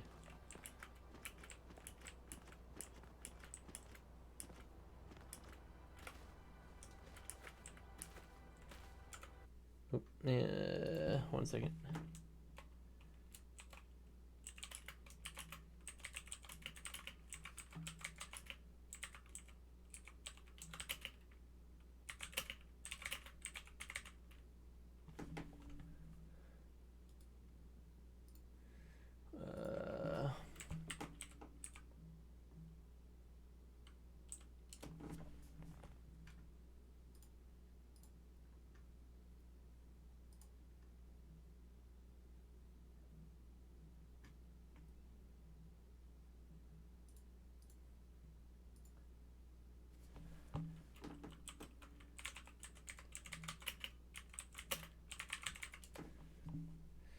Okay, good.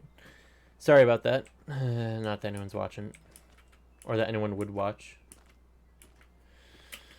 Oh well.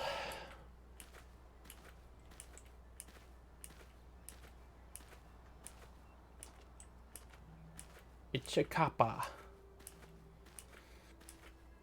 When a copper oxidizes, it turns green. Fun fact. Knuckles. That hurt, man.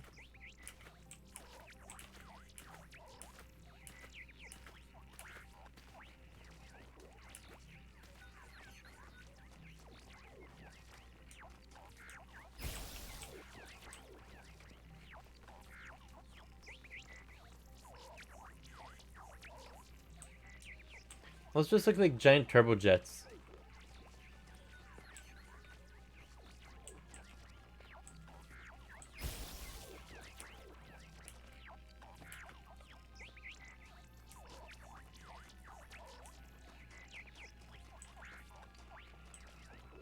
I feel sad that they aren't using the copy mechanic very much anymore.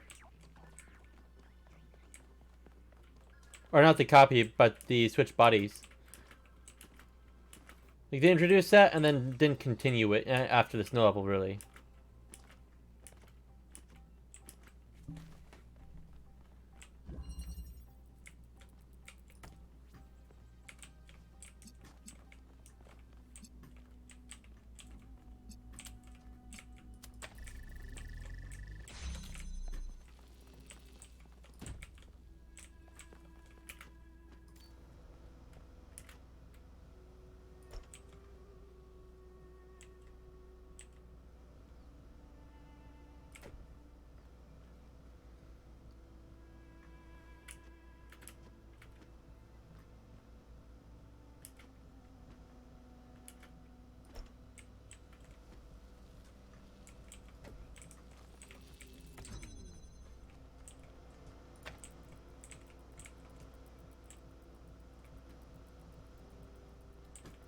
For a second that flew out.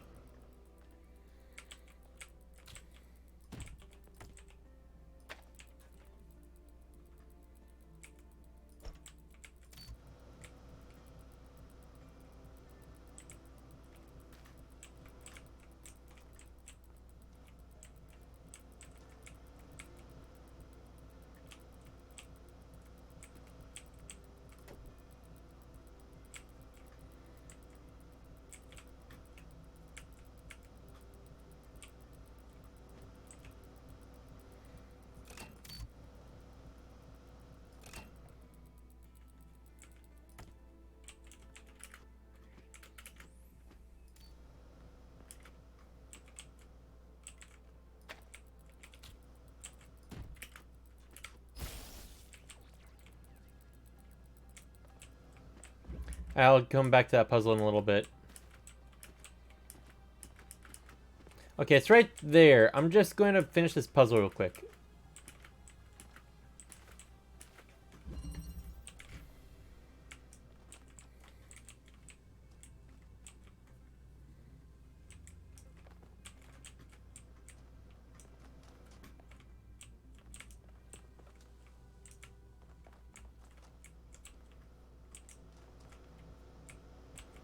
Well, this shan't be too hard.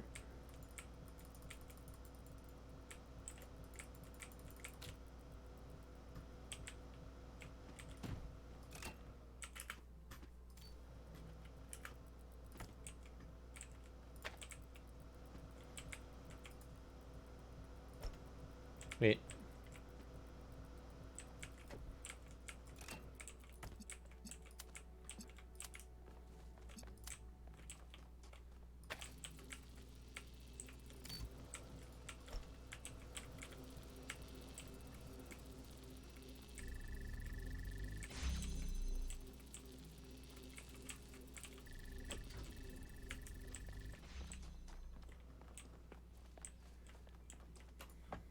There we go.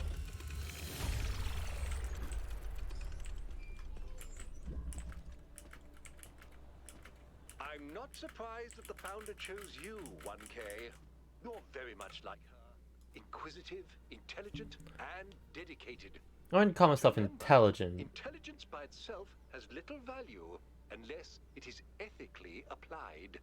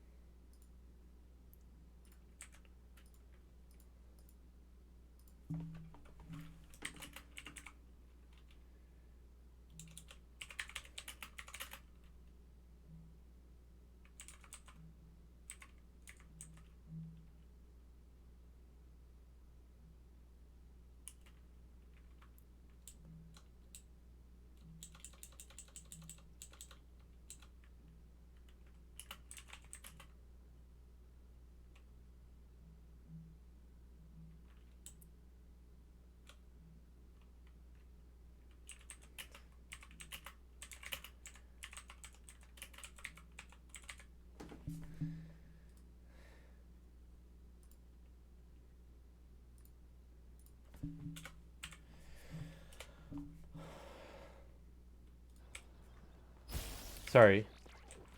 Try to make that quick. I like how those things are just suspended in midair. Why are you going back and forth, my man?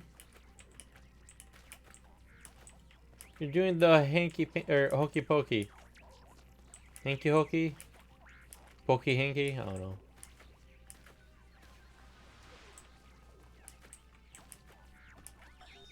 Are the generators working? Yep, all good. Those Mark IIs are real workhorses. Wow, did you finish the setup? Yes. Sorry I couldn't wait. It was so much fun to just do something again without having to endlessly discuss it first. I know what you mean. We have a lot of work ahead of us, though. We do, but honestly, Cornelius, I haven't felt this excited in years. Just imagine, one day they'll come here and we'll be able to show them a whole new world. A different future right at their fingertips. You do think we can do it, right? I think, and forgive me if this sounds sentimental, as long as we're together, we can do anything.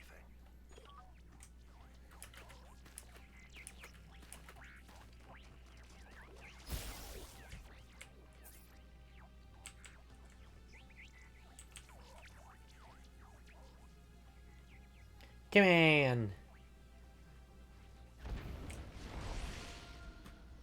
The cup of finger.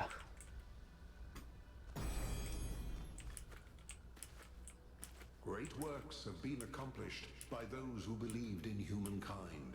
But greater things than these may yet be accomplished by those who uphold the faith. Photon sail.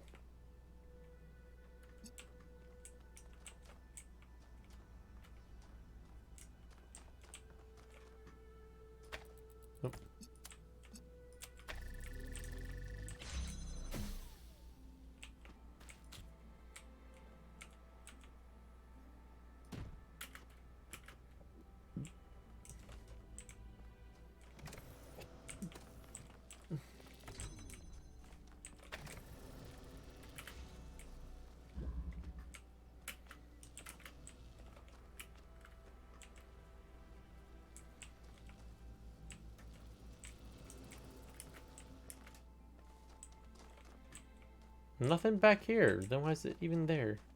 I mean, it adds more to aesthetics, I guess, but... Nope, can't take that.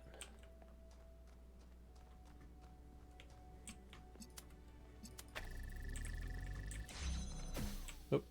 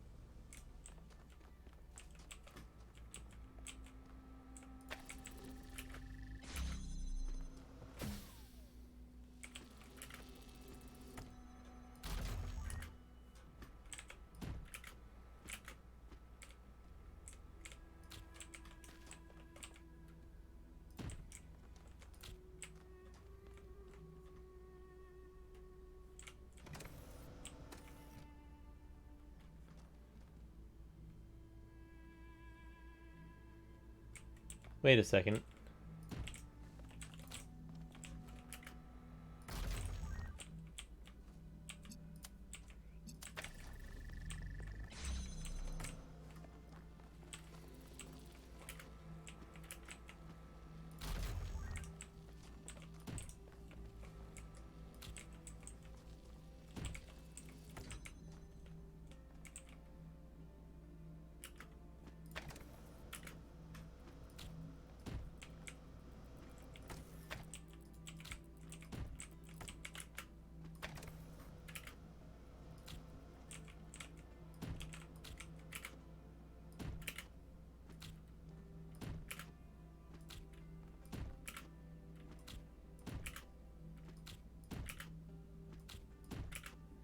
I'm surprised I haven't done something like this more often. If you think about it. That was very smart, 1K. Sorry, I didn't mean to sound surprised. I mean, like, clearly you know what you're doing. Mediocre at best.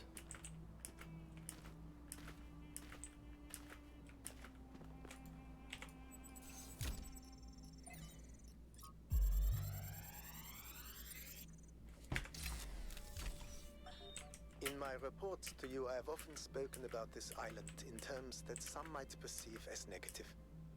I hope you understand that the opposite is true. Here in these green hills, I see tremendous potential for transformation and spiritual awakening. I do not see the world as you do, Athena, but I see the rot at the heart of New Jerusalem. If you and Cornelius want to go through with your plan, then this is the perfect place. My students and I will help you transport the remaining tech from New Alexandria. After that, once you and Cornelius are settled, we will leave for our great journey. I can only hope that we all find what we are looking for.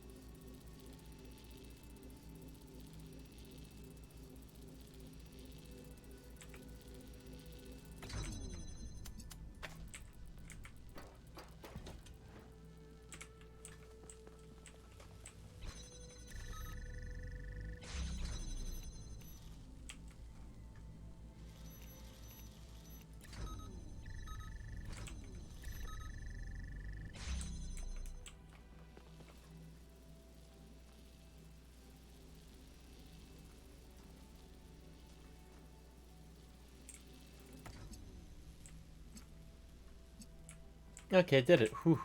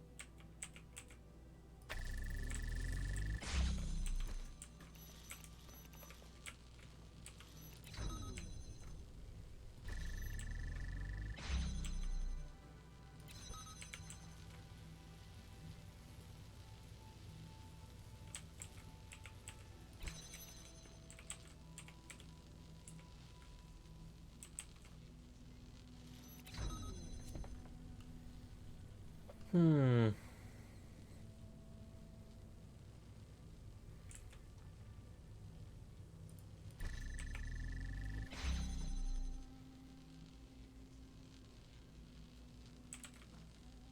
Oh, I'm dumb.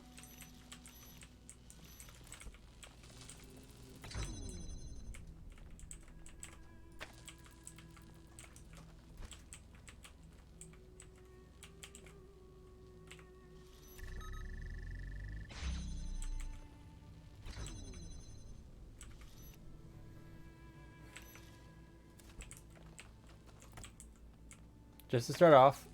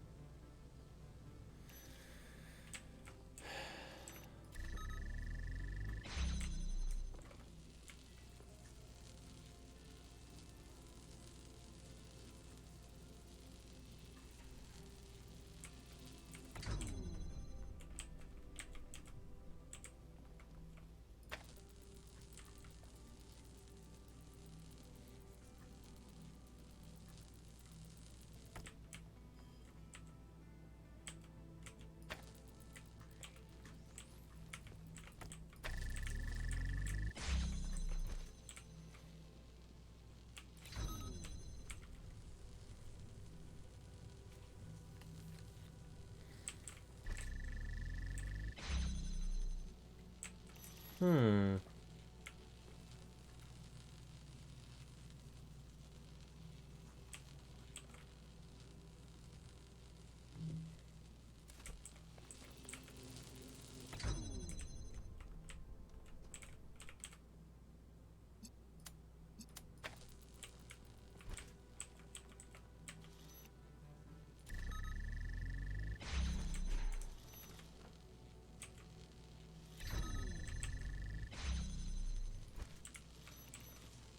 There we go.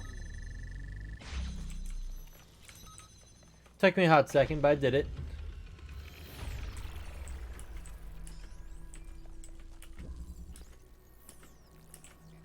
Have you found any signs of Cornelius? Could he have returned to the island? Nothing so far. But he knows this place better than any of us, and we have no idea what he's up to. What's this over here?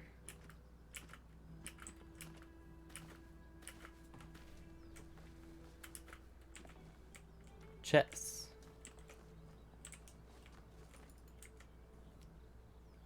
Floating chessboard, got it.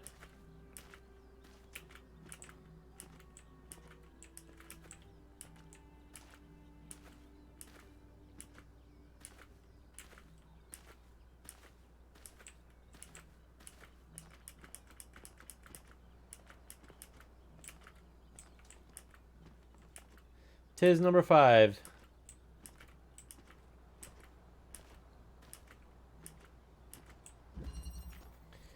Rerouting.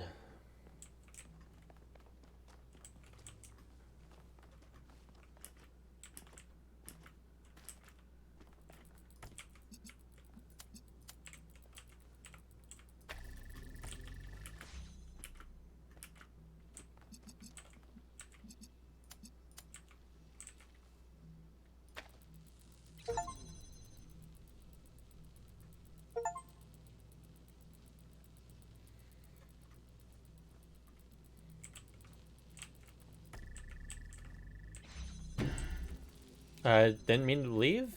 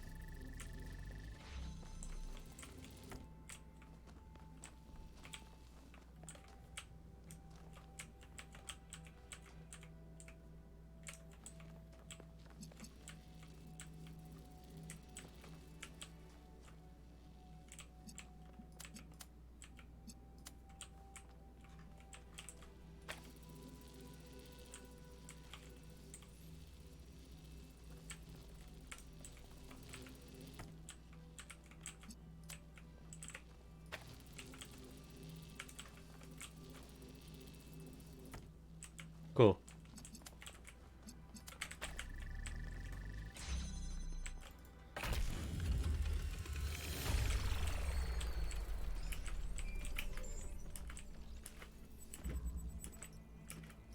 Up this tower we go.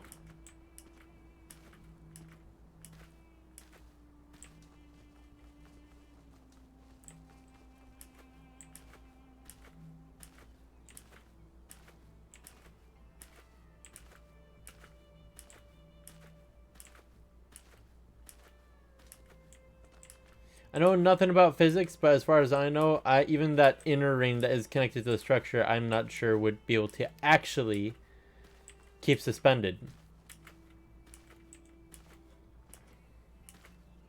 Because that will be some real serious wear and tear.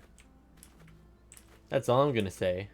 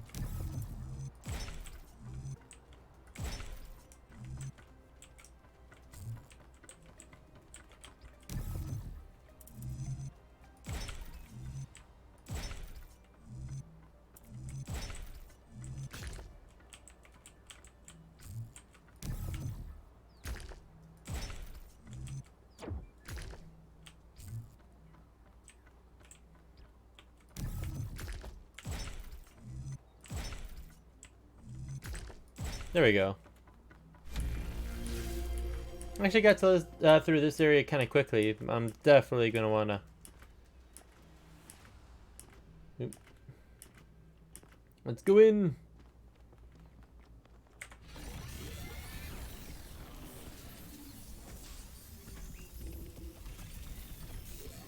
I do like the elevator effects. How you're speeding up fast enough, it actually makes the thing look like it's reversing. Prometheus.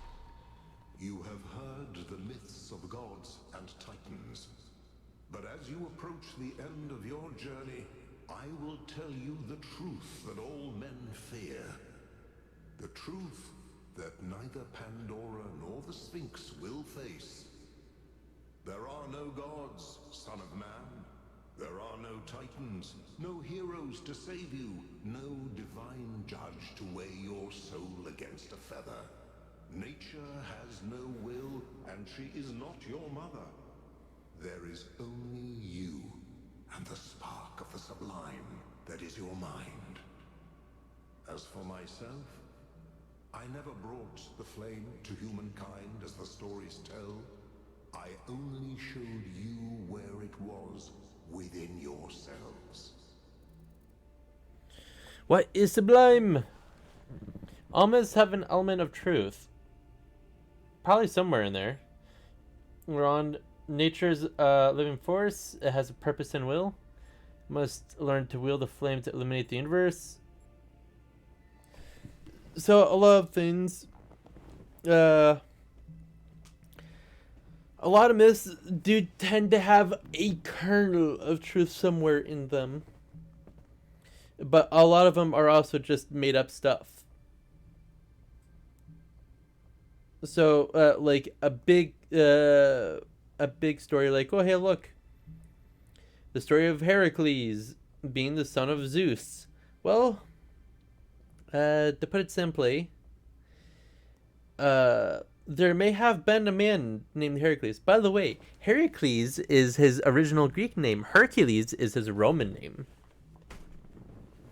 But the thing is that his feats, where he fought monsters and did something for a man to the 12 feats of Heracles. Like, there may have been a man named Heracles, and or like Odysseus and how he had traveled the seas, and or well, like very many other myths. There may have been a man like King Arthur. There has been no written record of an actual King Arthur. But there was a record of a General Arthur at one point, if I remember correctly. You'll have to double check me. But supposedly he was the written record of General Arthur was that he was had high prowess in battle and that he was considered a fair man at the time, where and so many other things like. Basically, there's a bunch of things where it's like myths might have a kernel of truth in them, or they might tell a story to make way for what's it called, morals and stuff. And the thing is that nature is a living force as a purpose and will. Yes and no. The thing is that nature is basically all of everything and trying to find the best way to survive against other natures. Like, oh, hey, look, the nature of an ant is to basically find food, expand the colony, protect the queen, and find other resources or whatever. And then there are spiders that like, oh, hey, look, capture food, eat, and survive, and whatnot, and try to find better ways to do it, and evolution, of course. So each individual thing basically kind of adds up to a whole picture. if you think about it. And that's where I think nature, people tend to find nature as a living force versus everything else, because a lot of things is that we consider it as us against everything else, us against the environment, us against other people, us against places, us against things. Like, oh, hey, look, it's us against our hunger. So if we have to fight against our hunger by having it us against, like, deer or rain, because if we're trying to grow crops, we need to make sure it rains. So we try to find water source to water our crops. And we would hunt to gather meat. Or us against nature and trying to find berries and nuts and all these other things. It's just there's so many us against X, or or I'm against X, or whatever, and people forget that while that may in technicality be everything against everything, in a way it's also not true, because like, oh, hey, look, I need what's a good example? Maybe not an eye.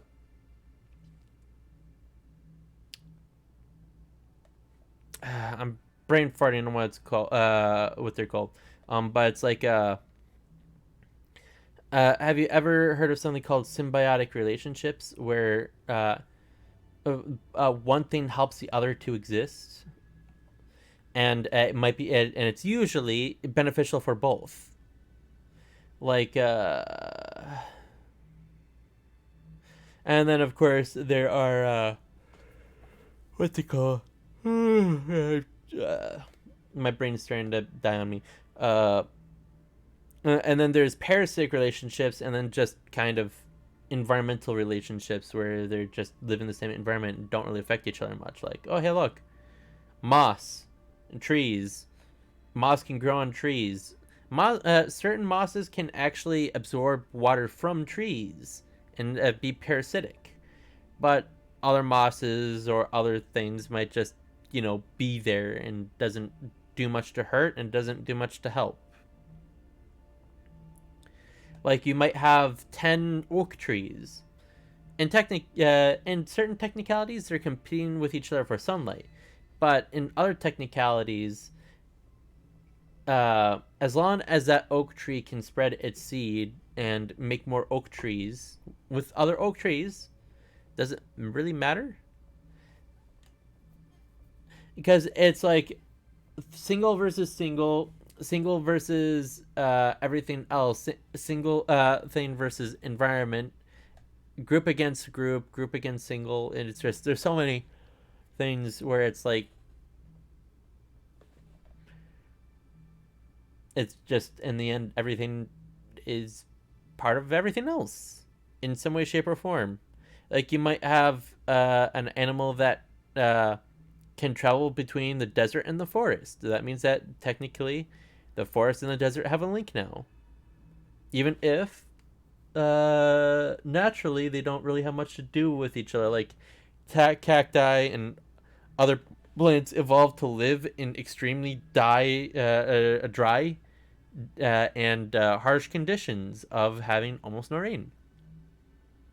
But if you try to put it in, like, let's say, a forest where it rains fairly often, it'll actually eventually drown the cacti because it's getting too much water. They were built for something very specific, and a specific environment, specific protection. So the cacti develop needles to prevent animals from getting at the water inside it.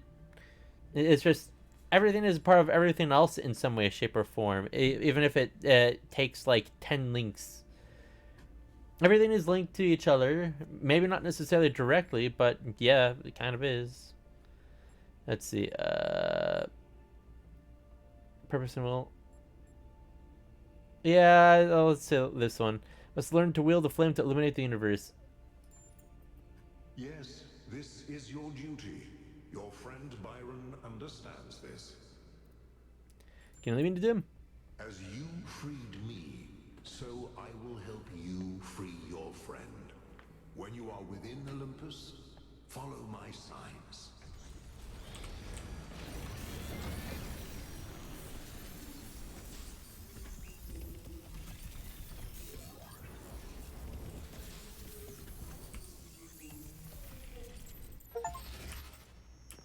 All right, it's time to do this.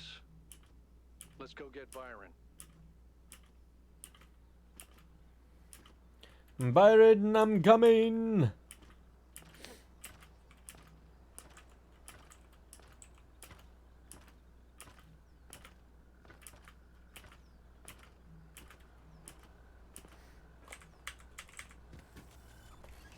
Man, I think I'm gonna guess the speedruns on this game are nuts. Byron always called me a pessimist, but I don't think it's pessimistic to recognize our flaws, or to think the natural world is just as valuable as we are. If I was pessimistic, I wouldn't believe that we can turn our back on the old ways, or that we can find happiness in humility. But I do. I have hope, even if Byron could never see it that way. As I said, a lot of things are based on perspective.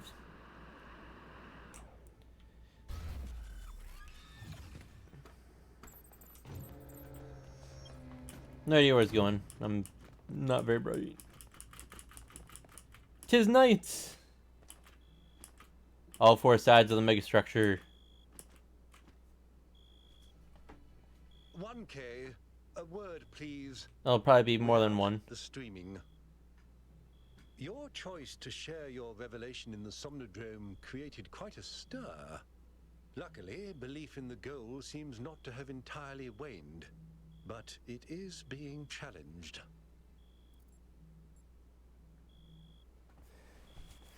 Well, to each their own. I'm not trying to cause chaos. I swear to dog. And no, I do not have, what's it called? The thing where it switches letters around on you. I'm brain frying what it's called. I'm sure it was, and I don't even disagree. No one really has all the answers, not even the founder. But that doesn't mean that we don't need the goal. Look, let me speak plainly for a moment. You and I both know that I exaggerated. I built a myth around Athena that does not reflect what she believed. But you have to understand, it wasn't really about her. It was about what the city needed. It was about keeping us together, invested in a common narrative. And it was about preventing us from going the way of our ancestors. Because temptation is real. Definitely. And our flaws are still the same. Not quite. A myth, but a necessary one. I'm not a fanatic or a fool, 1K, although I sometimes play one. I'm just trying to do the right thing. With the right thing for what and whom? I can't stop you from trying to save Byron. But what's in that pyramid could destroy everything I've tried to build. The myth of the gold must be preserved to prevent ancestors from repeating the mistakes of our past. Ancestors, sorry. I share your fear of the theory of everything, but we can't build the future on a lie. Myth is strangling our entire species, Herman. You can shove the gold where the sun don't shine. I swear I'm not trying to be either a pessimistic or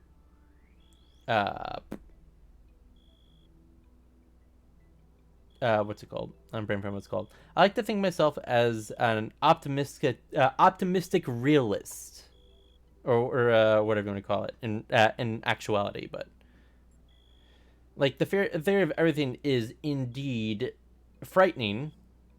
Just imagine how much power you have at the tip of your fingers. I could create the sun in the palm of my hand, and that could destroy planets, solar systems, galaxies. But it's just at the end of the day, people are people. They'll do whatever they want.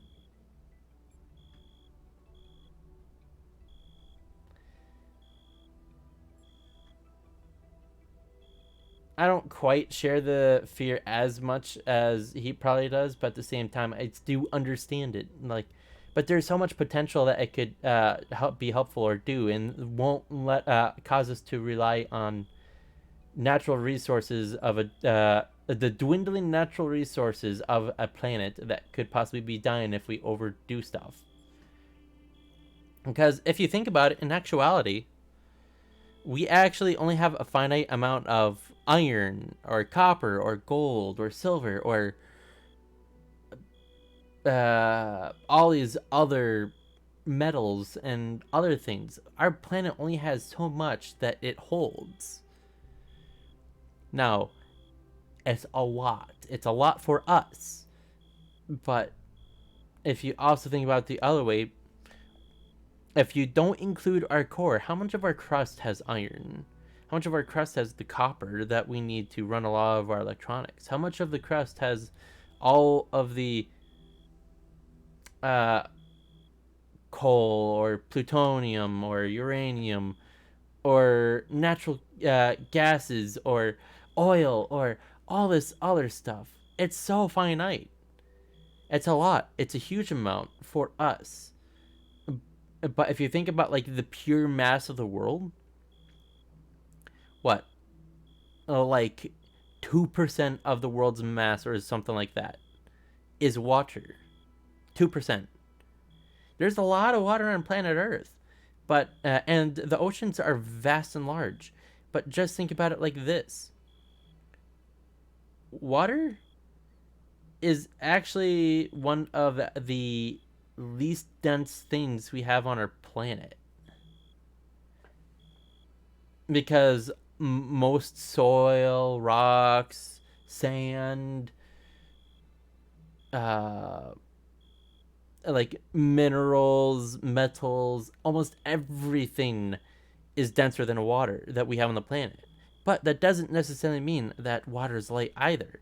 It's just there's so much of everything else on the planet that do you think that the water amounts to that much? I'd have to double check. I'm pretty sure the total mass on Earth is like 2 or 3% water. And we have a lot of man, voice cracks. But we have a lot of mass that on Earth that is just below everything.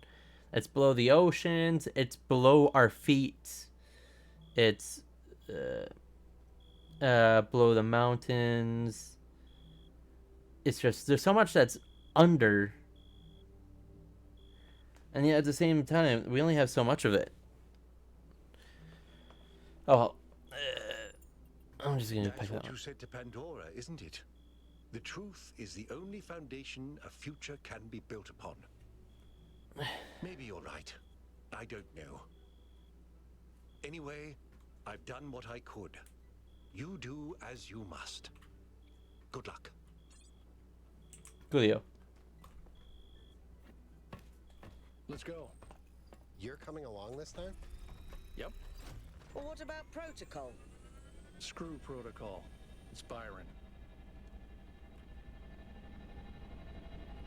Time to go to the far side. Man, I want to sing coming around the she'll be coming around the mountain when she comes so badly because we're going all around the backside of the superstructure. Mega structure, whatever you want to call it.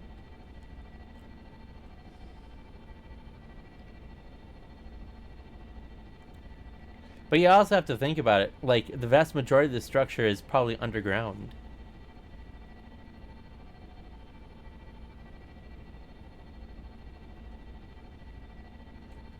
In we go. Don't crash.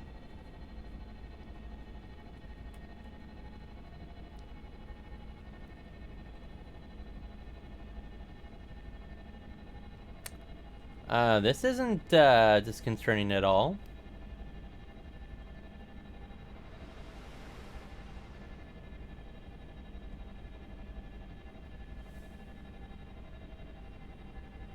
I feel like we're a smidgen high. We might want to be a smidgen lower.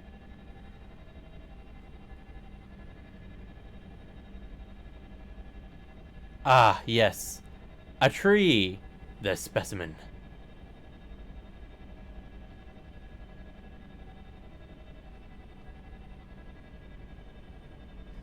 No, but in actuality, wouldn't trust it to be that high when flying. I'm a sprinting. Follow my sprite, and it will show you the way to your friend. Fine. He says. This way. You must free him. He cannot free himself.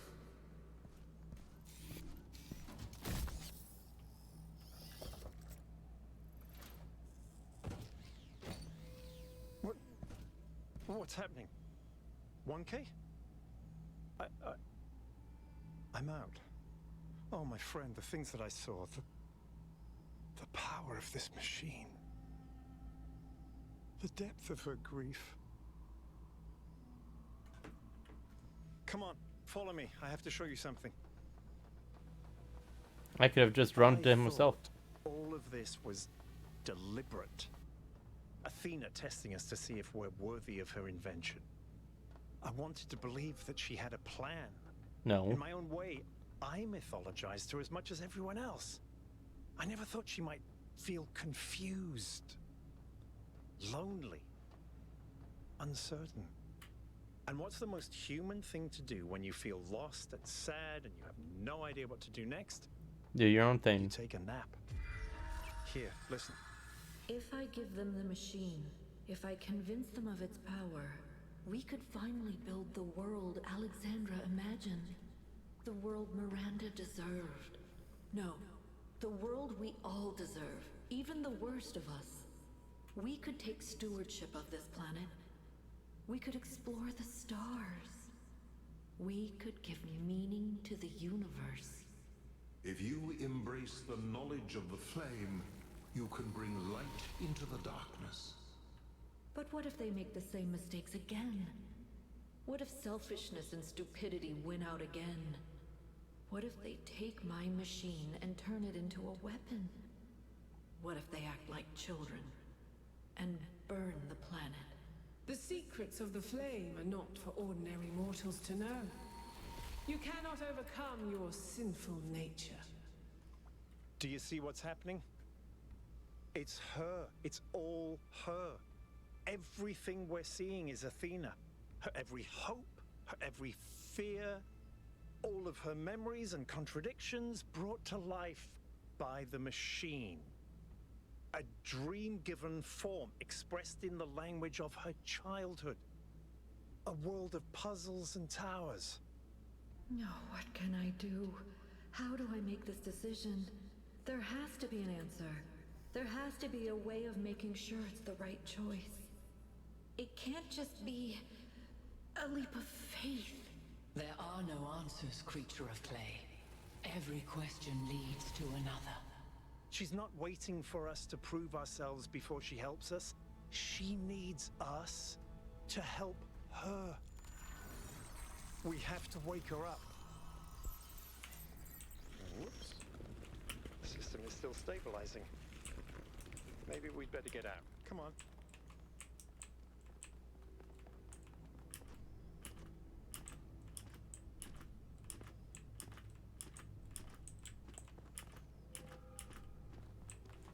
Oh, way different, way closed.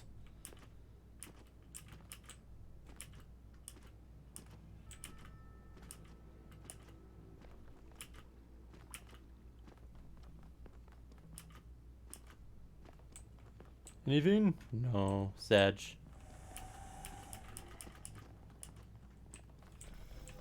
No! I cannot allow this. Ow. I died.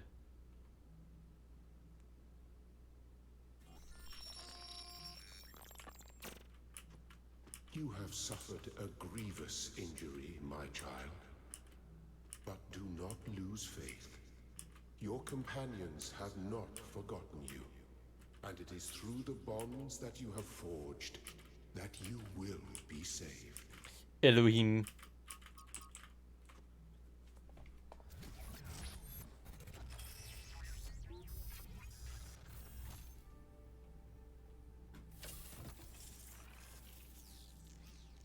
Doctor, are you?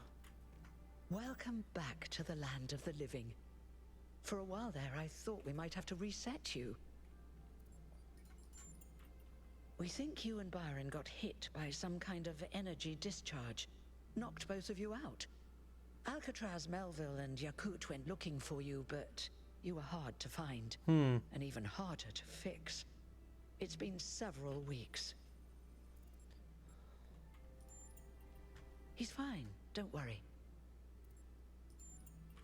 While you were asleep, faith in the story of the Founder started to crack.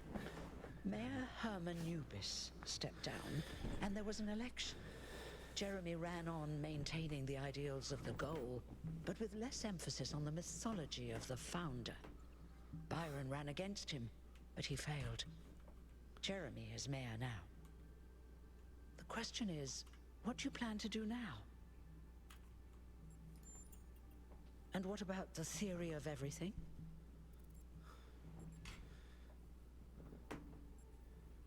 And then we're gonna have to embrace the future or die out, I guess. I didn't want to push you, but I agree.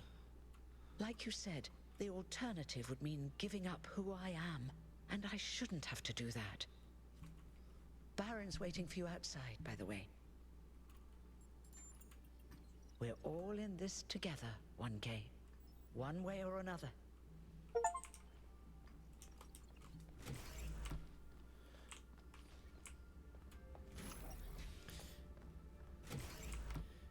Yep. Hello, 1K. We've been through quite the journey, haven't we? But the story's not over yet. Let's save her. She gave everything she had for this city. And I don't think any of us really understood it. Not even me. We all tried to turn her into a prophet when she was just... human. A human being. Athena's dreams.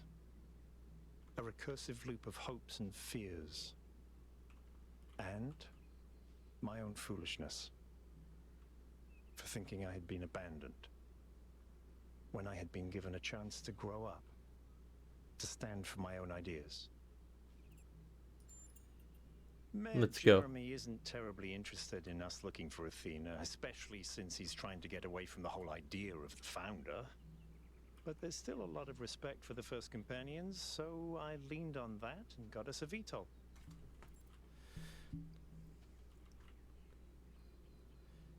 What do you need me to do? Speak to Melville and Yakut. They were part of the beginning, they can be part of the end, if they want to. I'll take care of the rest.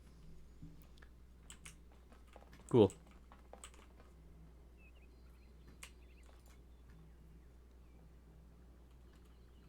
Good to see you up and awake, 1K. We've been studying the Somnodrome data while you were out. So far, all the math checks out. I'm hoping you're assembling your team to finally unravel the theory of everything. I'd love to get my hands on that data. Yeah. Excellent. Chauncey was looking for you, by the way. Good luck with the rest of your mission, 1K. Cave the One.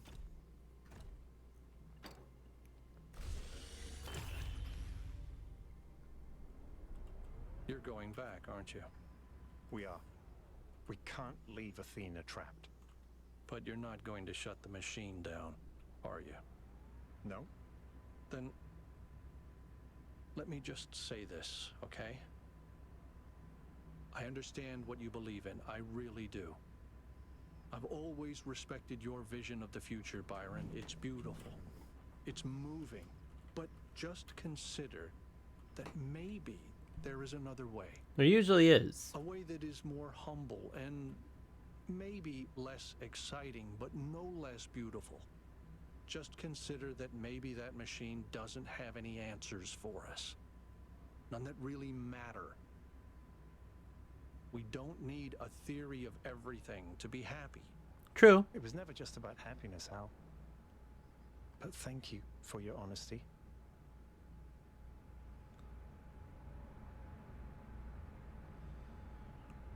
There's a lot at stake.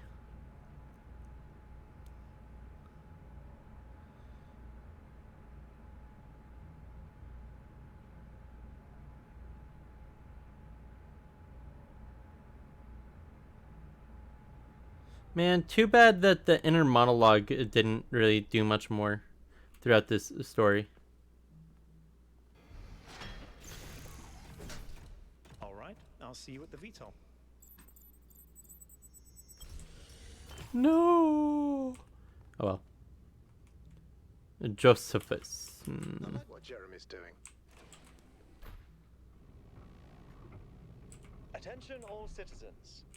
We remind you to resolve disagreements regarding the founder and the future of New Jerusalem in a civil manner befitting our traditions. We understand that a minority of citizens feel passionate about the technology discovered by Byron's expedition. People. But that is not a justification for antisocial behavior. Hey, dude, nice to see you again. Nice to see you too, dude. Strange things are afoot, dude. Life is gonna change. I can feel it. Could be good, could be bad. We'll see. Have a nice day, dude.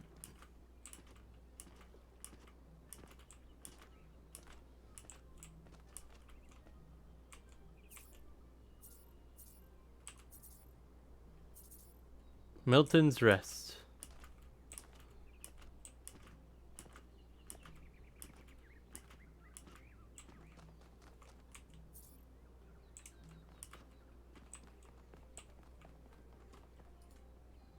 I don't know why they're allowing you to go back when you betrayed everything you were supposed to stand for. You disgust me. I mean, that's your opinion.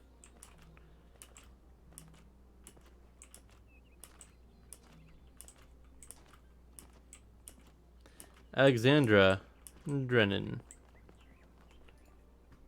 You know, I've been coming to this memorial day after day, thinking about Alexandra Drennan and her values. And you know what I finally realized? Alexandra Drennan is dead. She's gone. She can't help us now. It's not her burden anymore. No, it's Byron who embodies those values now. Byron and you. So I want you to know that you have my full support. I only wish I'd spent less time thinking about the past and more time actually doing something for the future. Understandable. The thing is that our the future is based off of our past, but what we do with it is, you know, Welcome back. different. We could choose to do something with it. We might get hung up on it. There's just so many things.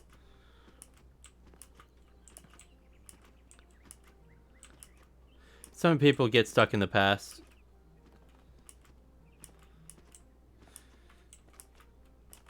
But it's when you don't live in the present or look to the future that it becomes a problem. Not, it's just there's so much more to life than just existing.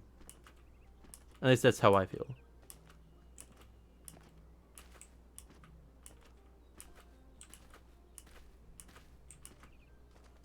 Hey. 1K, you're back. Listen, people responded to what you saw in the Somno drone. I've seen 3 random acts of kindness just this morning. I think people are happy with the change of leadership that happened while you were sleeping. But they're nervous about what you're going to do next. Chauncey was looking for you, by the way. Need to look for a Chauncey. Hey, 1K. You're not Chauncey.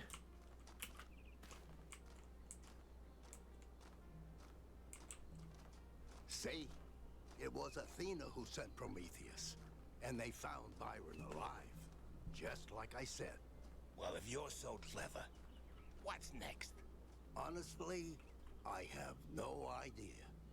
Could go either way. For once, we agree. They seem like twins. 1K. You're back on your feet. One of which I fixed, by the way. You're welcome. Thank you. Of course I will. I think I might want this even more than you do. And I want it a I want lot. to explore. I want to build. I want to be more than this grumpy old mechanic going through the motions. I want to live. See you there. See ya. Welcome back. Mina. Good luck, 1K.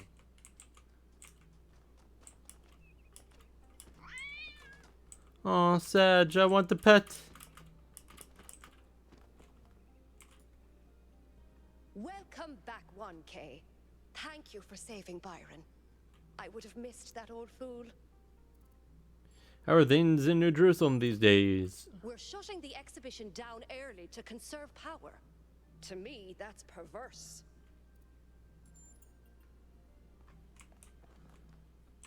Well, I mean, it makes sense. There's only so much power to go around right now.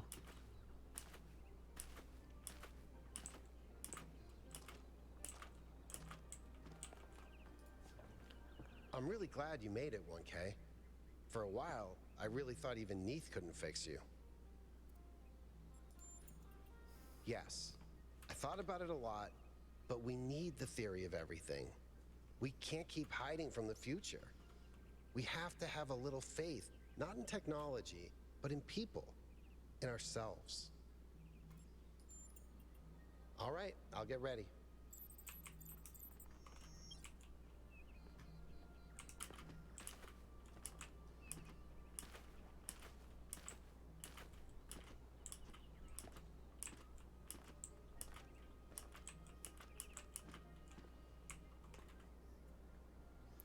Silton, not to even be confused with Milton.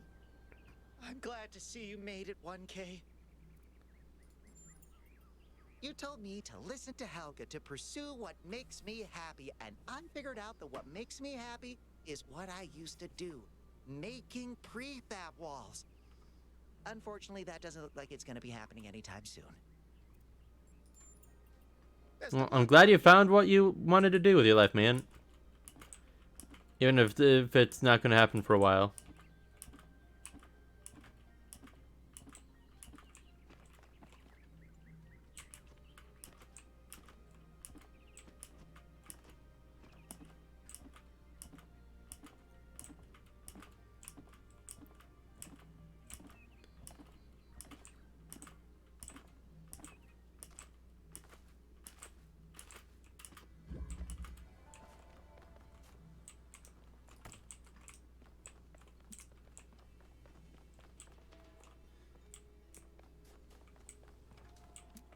I'm actually surprised that they didn't disconnect this guy.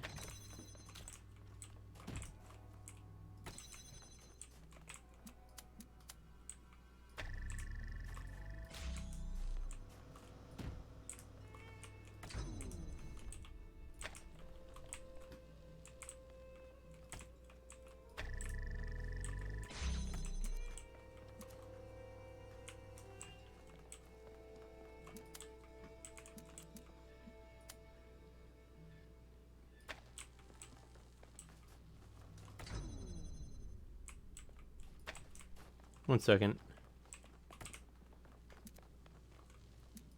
Just a quick stock back gap.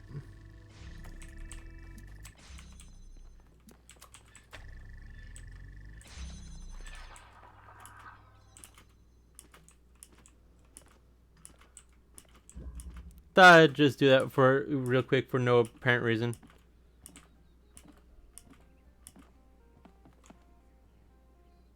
Elwin, Shabo, and Aeronax. I don't think I've ever met a person named Aeronax before. Or Shobo.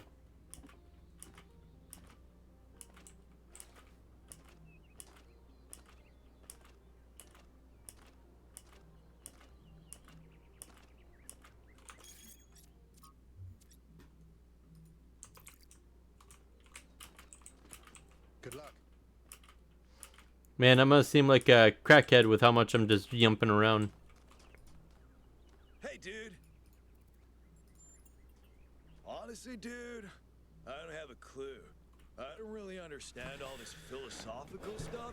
I just go with the flow, man. Awesome, mind-blowing experiences. So you know what? I trust you to make the right choice. Have a nice day, dude. As I walk through your body.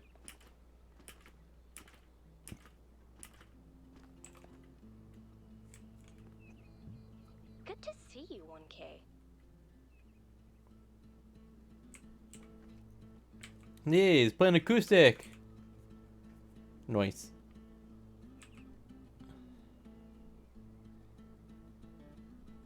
Although he isn't exactly flipping his fingers fast enough, but I think I could live with that. Welcome back, 1K. Glad to see you're doing better. I think it's only the beginning.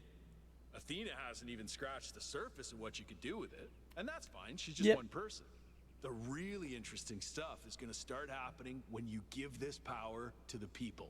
When every citizen can bring their own ingenuity to it. Why are you protesting? We're protesting People everything. voted for Mayor Jeremy because they wanted stability, but his policies are going to cause the exact opposite. Great, so we don't call it the goal anymore. So what? We need long-term material change, not symbolic changes to terminology. Yeah, you're right. Only so much you can do, though. As long as the majority are okay with what is currently going on.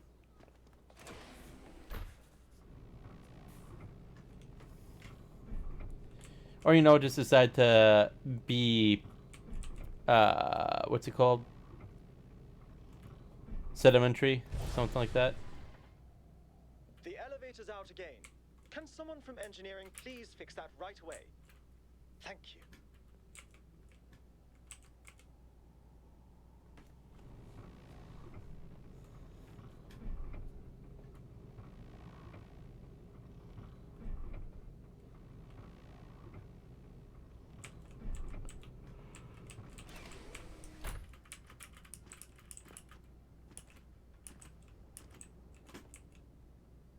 Cool.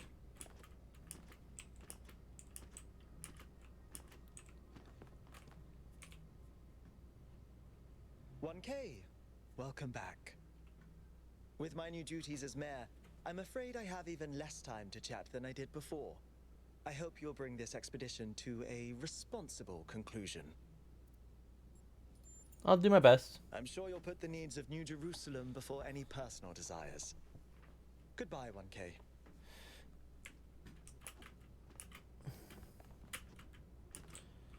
Not farewell, but goodbye. I'm glad you're all here. I wish Al could come too, but he believes what he believes. Yakut, please take us up. Aye, aye, Captain. Let's get out of here before they change their minds. Up hibernation mode. I have only one thing to ask of you, my child. When at last you find yourself before Athena, be gentle to my old friend. The weight of the world was placed on her shoulders, and if she failed to carry it, it was because no one can carry such a burden alone. True. No one can carry a burden alone. When they do, it's just setting up for failure.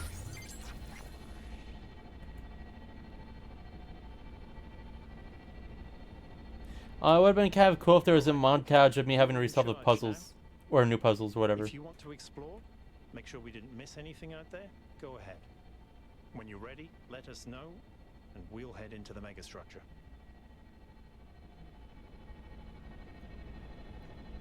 What was that yellow briefcase thing that showed up?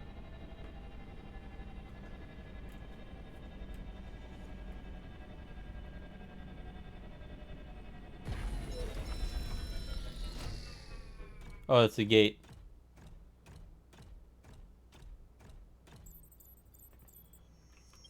There seem to be more puzzles per cluster than necessary to gain access to the tower. I wonder what happens if you solve all of them.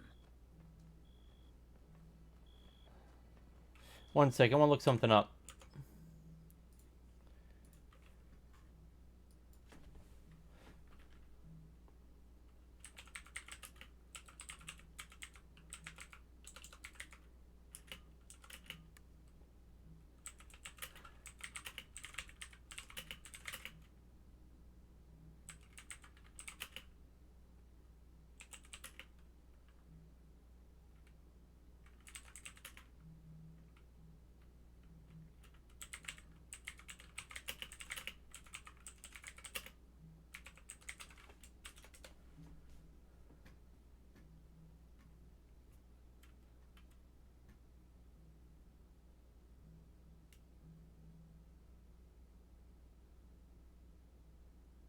Okay, good. So, I can continue playing and not have to worry about finishing. Or at least, there we go. This is basically the last load point, supposedly.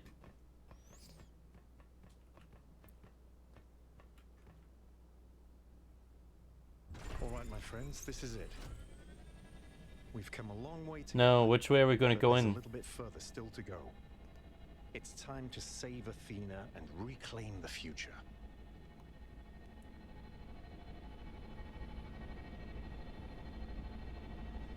Is it door number 4? Seems so. Honestly, I don't think I want to be hit with those beams, considering how powerful they have to be in order to do those giant structures.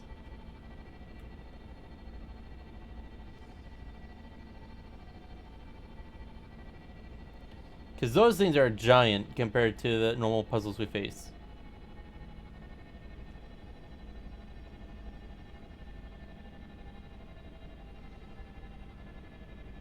Moon's got a little brighter. He's taking in just a smidgen low.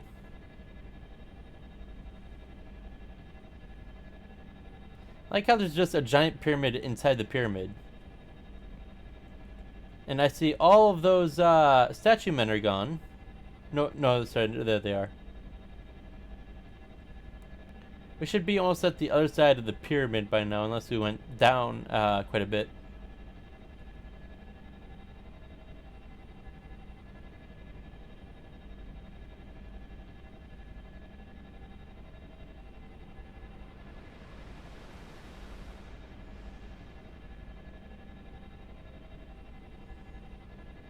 Come on, just a little down.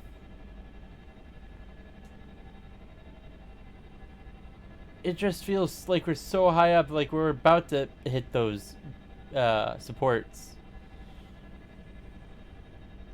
Hey Byron, that's where you were trapped for like a week. I don't know how long you were trapped in there. A while.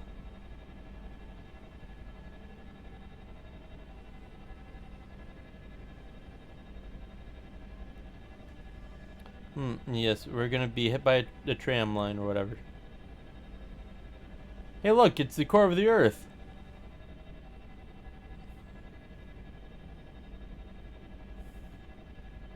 We're flying directly downward. It's the power of a sun. Singularity. It's beautiful. Could also explode the planet.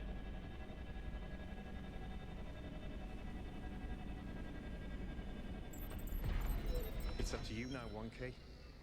We'll follow you if we can. Good luck, 1K. I know you'll do the right thing. Don't die, kiddo. Don't worry, I'll only die a very painful death. At least once.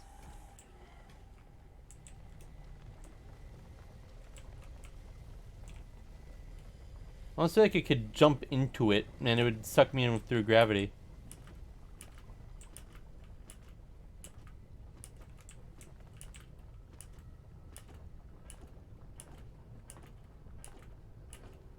But yeah, it would take an immense amount of energy in order to keep a building like this sustained for any period of time.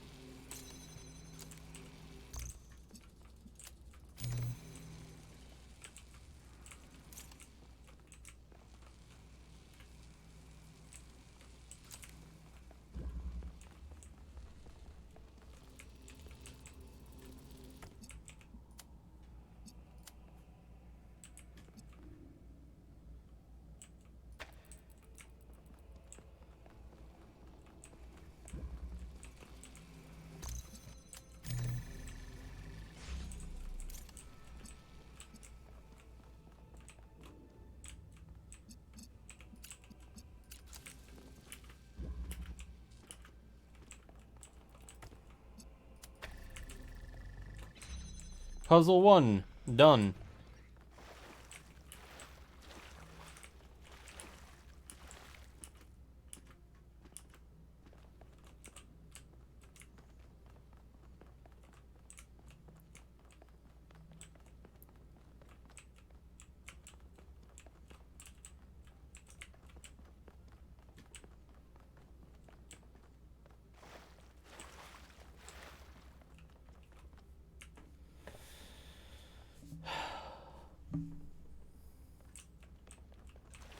This is gonna be one of those double puzzles, isn't it?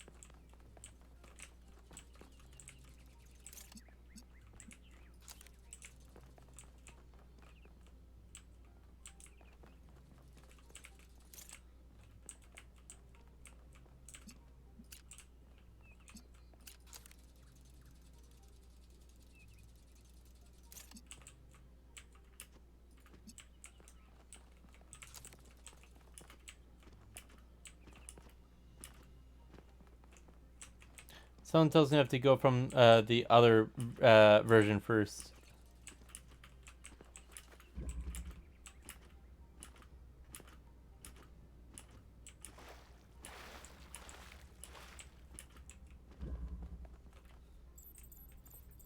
Yep. Thought so. If that one was called Utopia, the other one would have to be Dystopia. We can't forget about Datopia.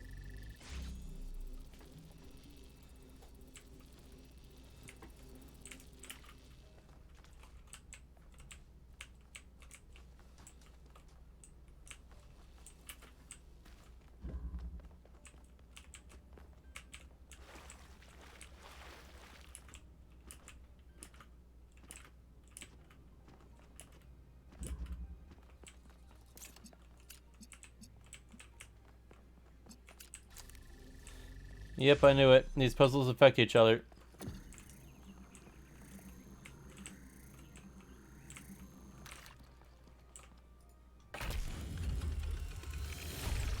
Alexandra Drennan said that we are not entirely bound by time. Our minds can recreate the past and predict the future. She said knowledge is a kind of freedom. But I have the ultimate knowledge, and I'm not free.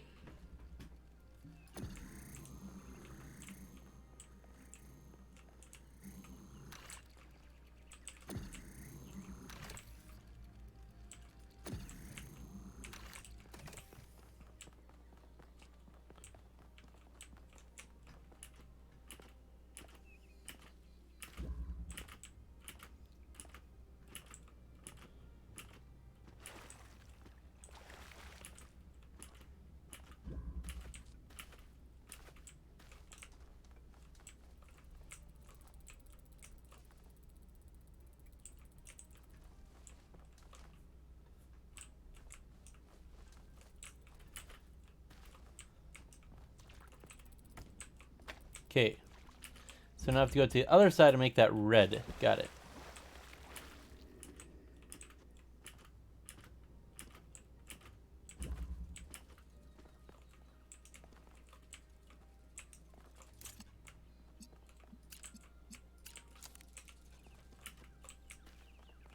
So 1 second. I just realized I need to do this again.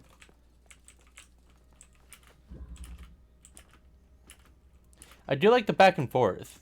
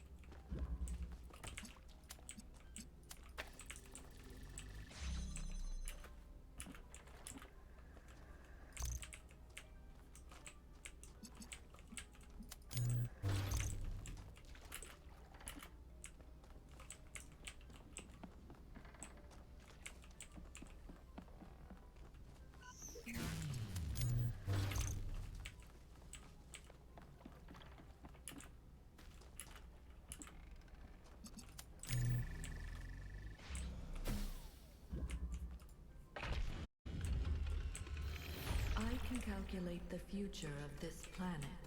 All the things that we will see if we choose not to act.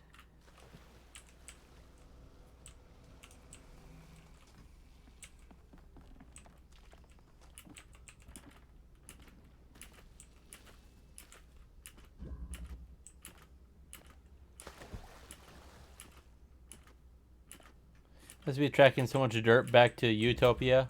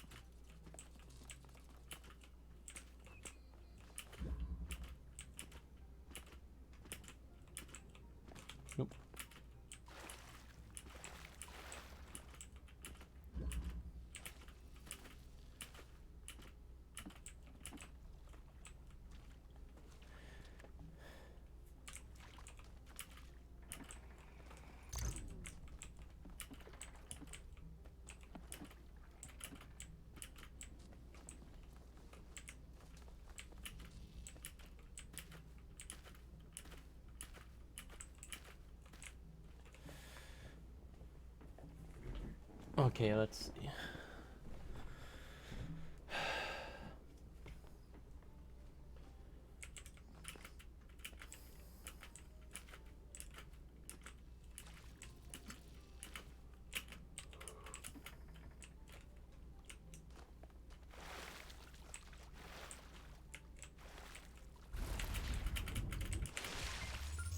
Okay.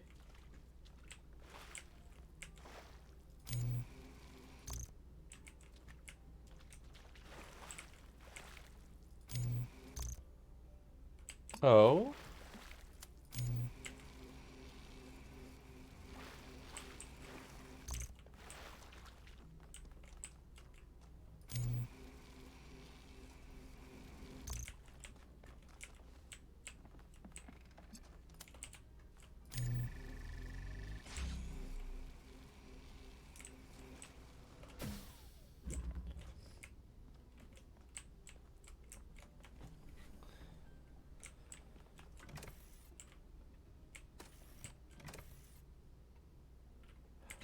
Oh, I'm dumb.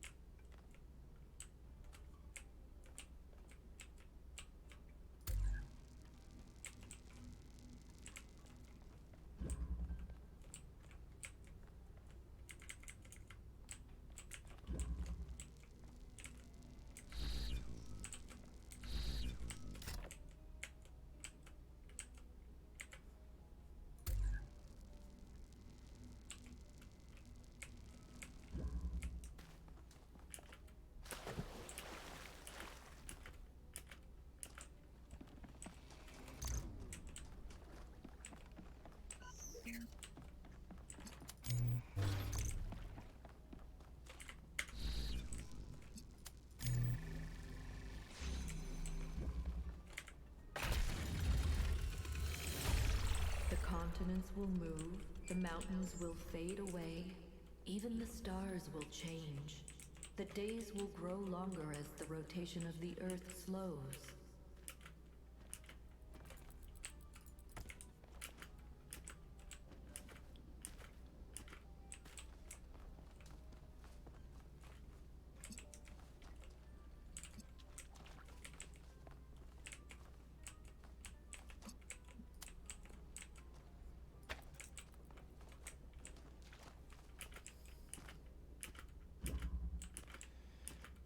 Yeah, usually there's a reason why something slows down.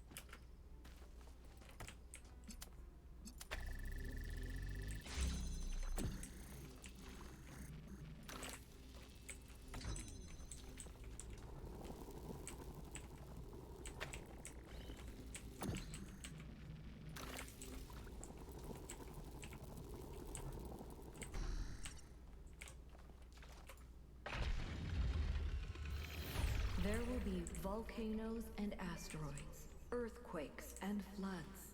Slowly, day by day, the moon will drift away, and we will still be here.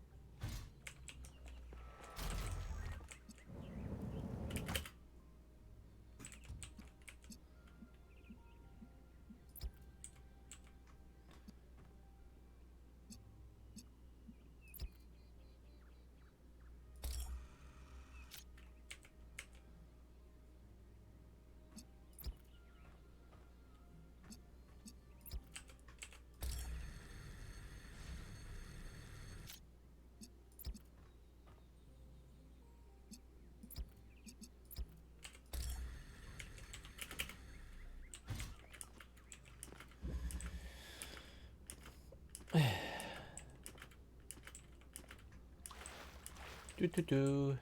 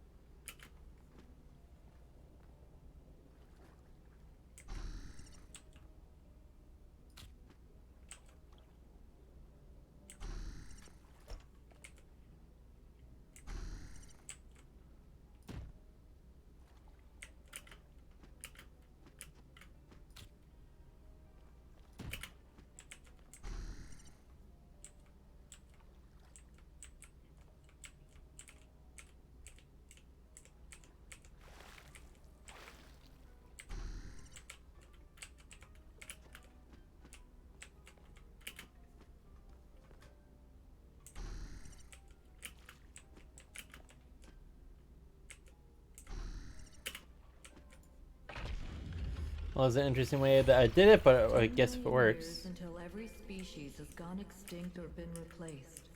100 million until the rings of Saturn fall from the sky.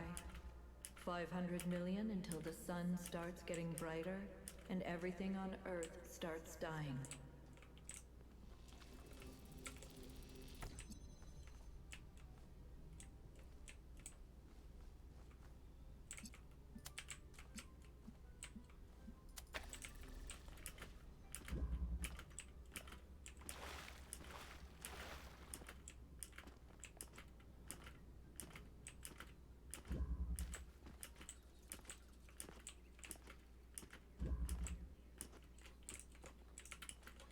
Oh, that's what that was for. I'm stupid.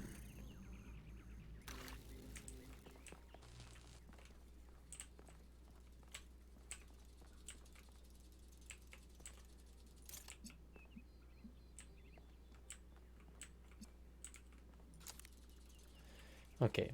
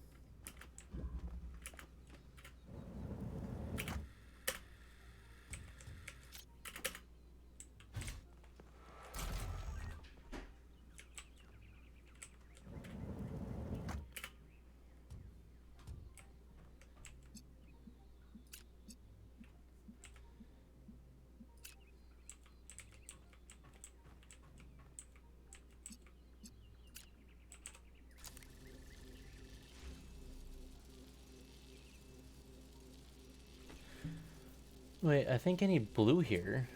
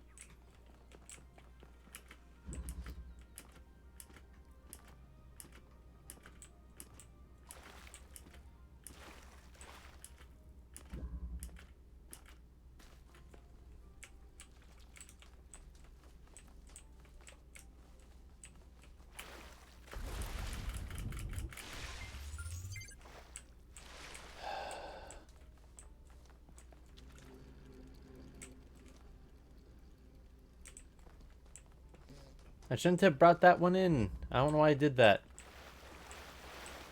I have to undo a bunch of crap.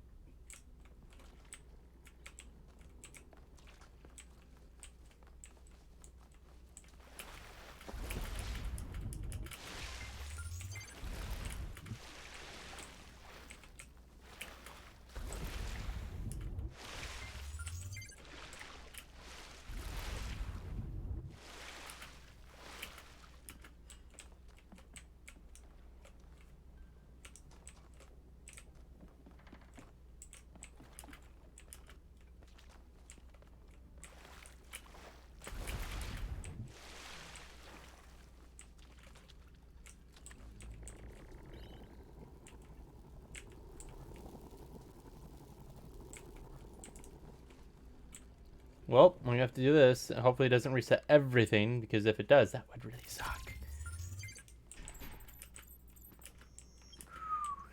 I mean, that did reset a lot of crap, but...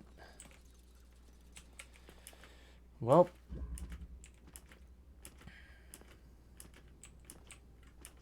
Might be somewhat helpful in certain things.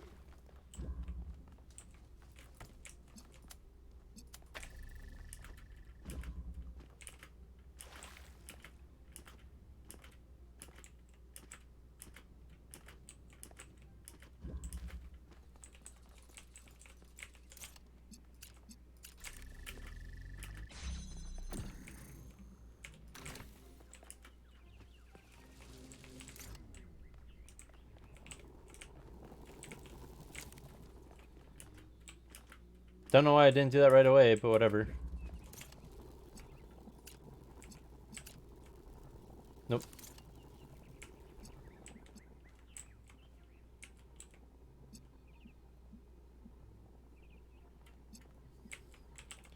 Just need a red.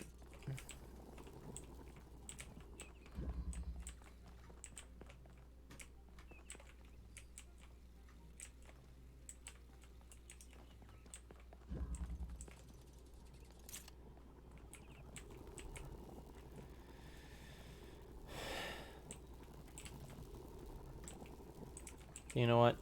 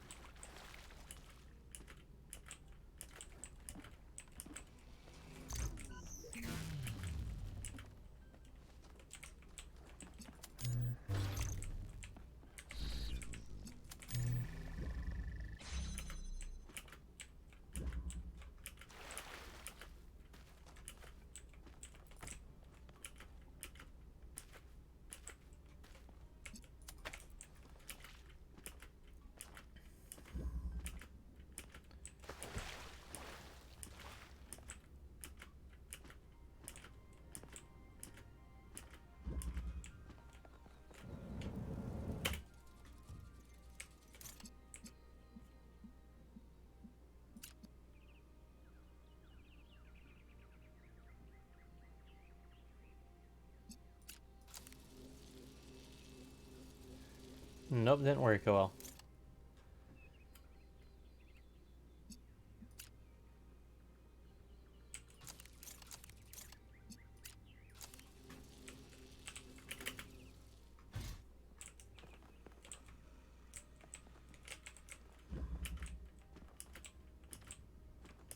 By the way, I'm pretty sure if any of the devs ever watch my stream, they're going to be like, oh, well, because we saw him do that, we're going to have to fix that now.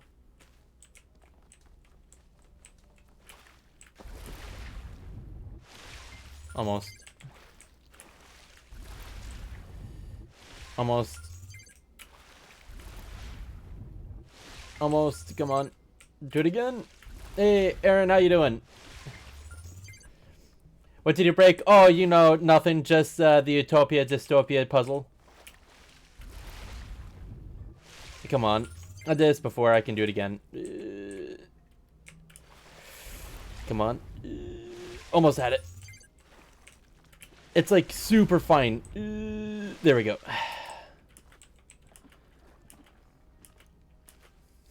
So that's what it broke, Aaron.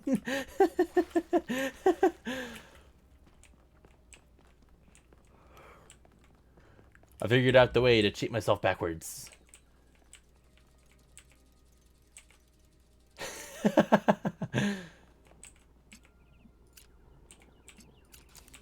There we go. But so I managed to do all 4 dystopia puzzles before I managed to do all 4, or before I tied with Utopia. If we do nothing, there's only 1 billion years left for life on this planet. Every plant, every animal, all that is beautiful will wither and die, and we will watch it happen.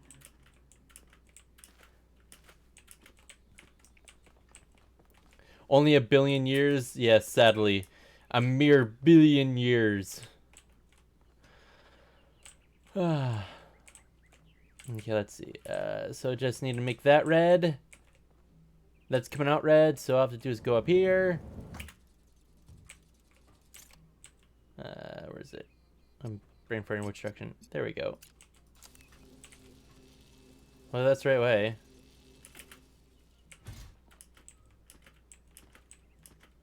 Yep. This is such a beautiful place, too. By the way, something that I'm kind of trying to figure out is why are a lot of these statues made of copper? Like, don't get me wrong, I know copper is pretty useful. The universe will continue for trillions of years, but everything we love about this Earth will be gone, because we chose not to act, not to take control, not to be responsible. But if I give them my machine, then it could all end tomorrow. Well, that's one of the things about doing all this, is that things can end at any time, all the time.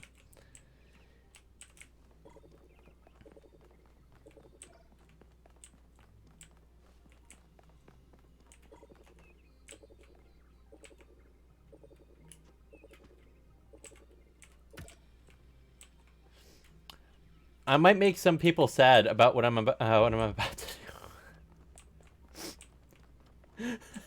do. Okay, let's see.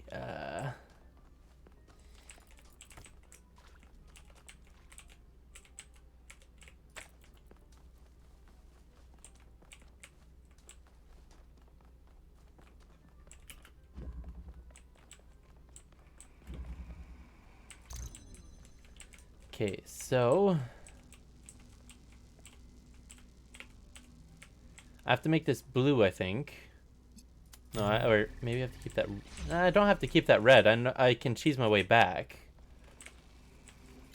It's just, let's see. Try to get my double into. Ah, I feel that. Okay, so over here. Oh, that's no longer working. I forgot about that part.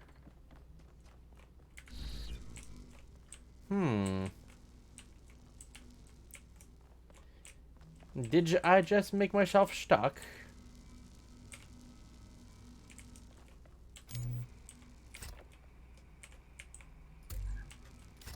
Oh, why can't they get you out?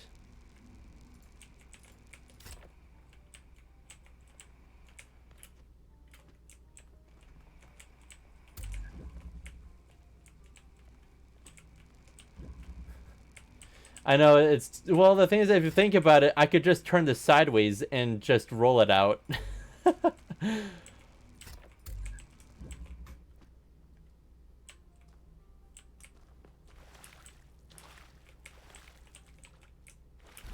Oop. Oh well, 1 second. Oop, I fell into the water again. Okay, there. Get my bearings and come on. There we go.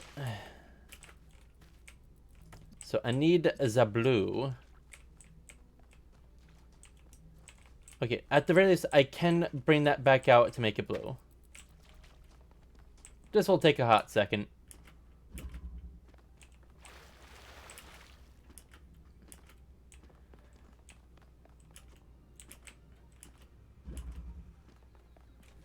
Okay, so up.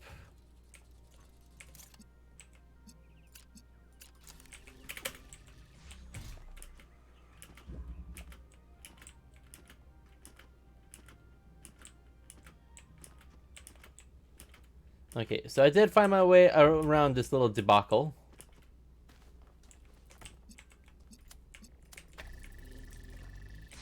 I don't really need this, but it doesn't hurt to have, I guess. Okay, let's see if I could do this again correctly. Nope, come on.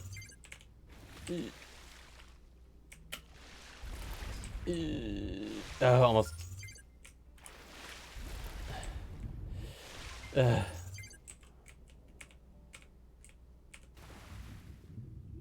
I think I have to go straight there.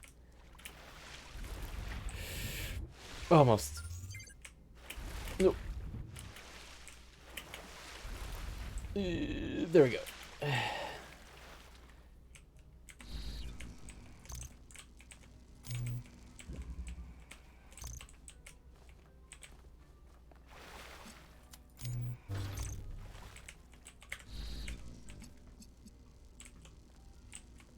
There's a reason I need this blue.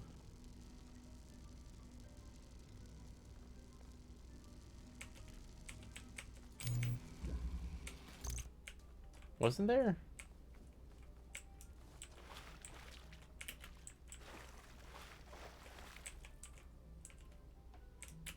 Oop, and mess that up. Okay. Yeah. Keep messing that up. Come on. There we go. I swear there's a reason I needed this blue. Also, that's in an entirely different part of the puzzle it should not be in. So I'm gonna guess that if any of the makers of this game ever watch me, P.S. they're probably not. I'm really sure that they're just. Oh, I remember why I needed blue.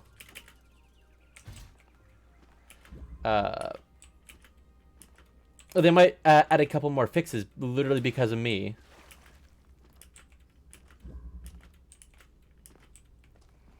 Because I'm a game breaker.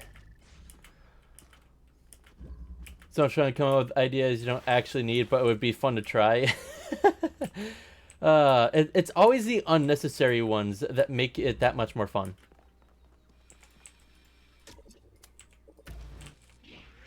There we go.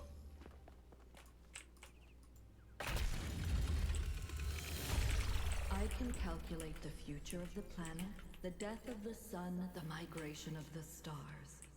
But I cannot predict humanity. Anything is possible. Nothing is certain. How do I choose?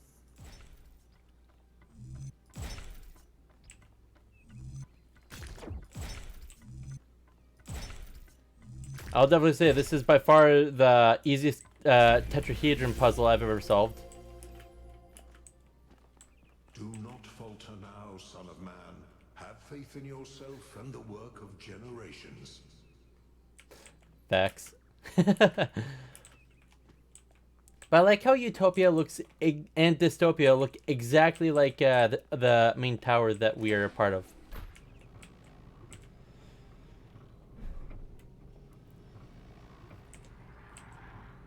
Now, am I going to see both? It'd actually be kind of cool if one window on each side you could see both.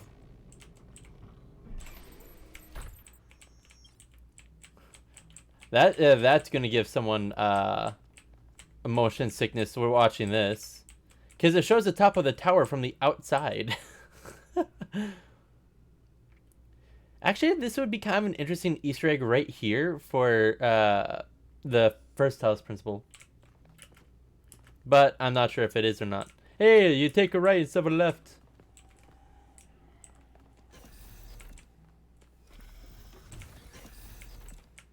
Ah, yes. The sun and the stars, and I like how Athena made it kind of her own version of the statues, though. Compared to it being like only Egyptian or Greek or medieval.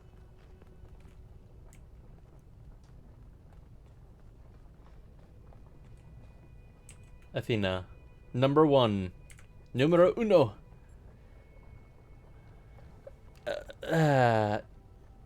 Wake up, Athena.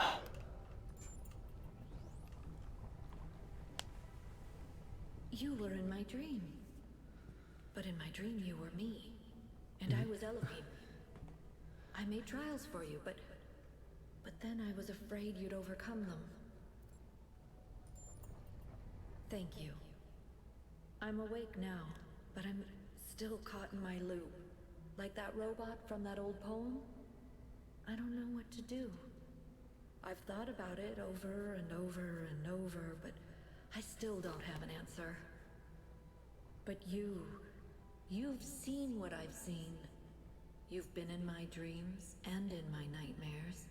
You're connected to me and to the machine. You can choose. You have to choose. Break the loop. Actually, you know what? The fact that she said you were me and I was Elohim and I was trying to stop you makes me think if 1K is in its own way Athena. I think that'd be interesting. I hope we can use this shut down machine. I want to know the truth. But I think 1K and Athena are very much alike.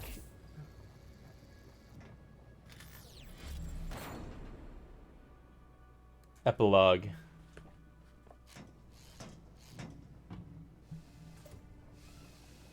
You can see how different 1K is to Athena. And yet how similar they are.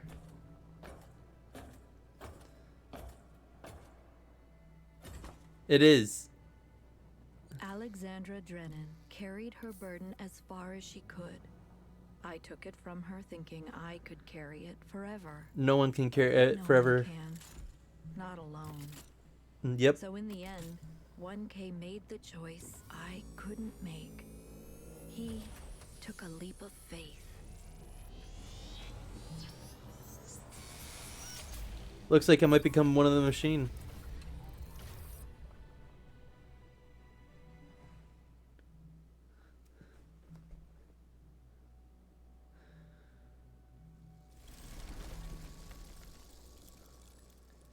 Pandora, Prometheus, and these Sphinx. Our actors, as I foretold you, were all spirits and are melted into air, into thin air. And like the baseless fabric of this vision, the cloud-capped towers, the gorgeous palaces, the solemn temples, the great globe itself, yea, all which it inherit. Frogs are people too. Shout out to the frog people out there. Faded, leave not a rack behind. We are such stuff as dreams are made on, and our little life is rounded with a sleep. But you, my friends, you will endure.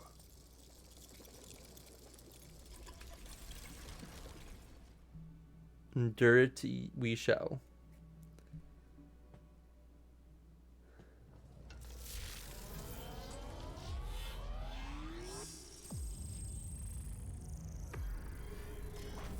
Okay, that is really good cinematic, and now it's a kaleidoscope. Got it.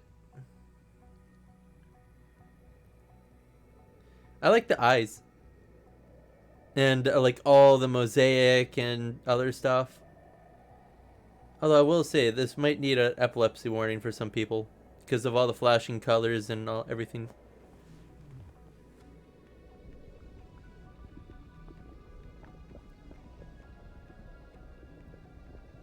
Magma, the singularity, with the power of the sun.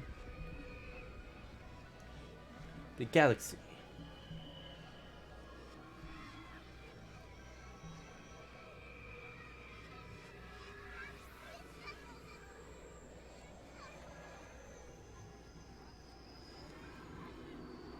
And we're all going back out.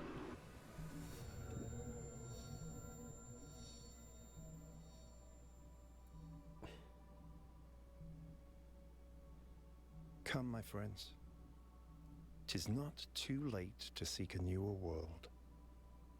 Push off, and sitting well in order, smite the sounding furrows. For my purpose holds to sail beyond the sunset and the baths of all the western stars until I die. It may be that the gulfs will wash us down. It may be we shall touch the happy isles and see the great Achilles, whom we knew. Though much is taken, much abides. And though we are not now that strength which in old days moved earth and heaven, that which we are, we are. One equal temper of heroic hearts, made weak by time and fate, but strong in will, to strive, to seek. That was a very beautiful animation. Wow, that's a big tree. Yield.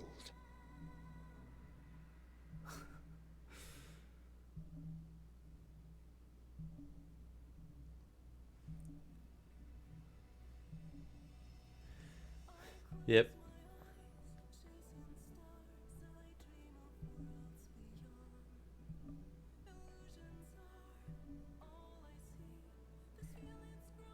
They did a fantastic job on this game. I actually hope that they would make a Talos 3. And what I would kind of hope is that you go back and forth between the physical realm and the electric realm that would that you do puzzles that would help solve each other.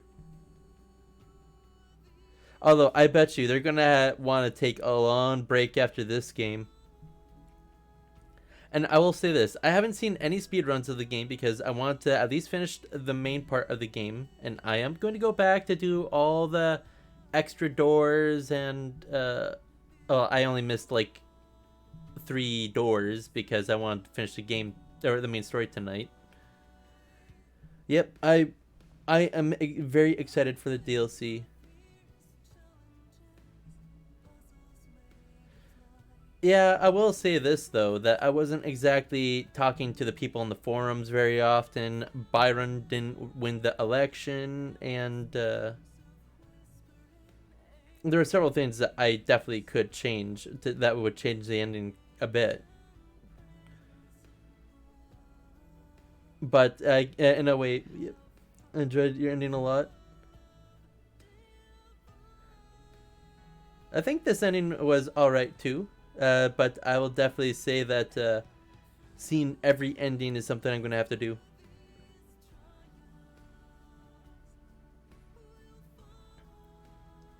Thank you everyone on Cryo Team for making this game. The first one, the DLC for the first one, this one, the DLC that's going to be happening for this one, and hopefully, although hopefully it doesn't take a decade, a third one.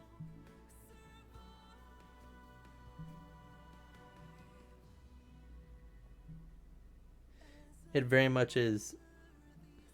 It is very exciting.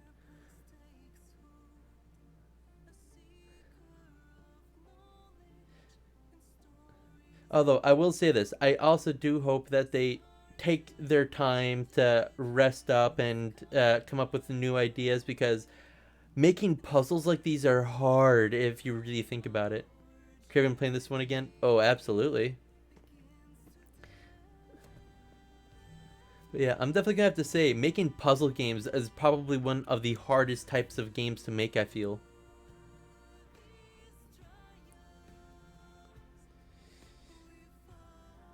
Believe that?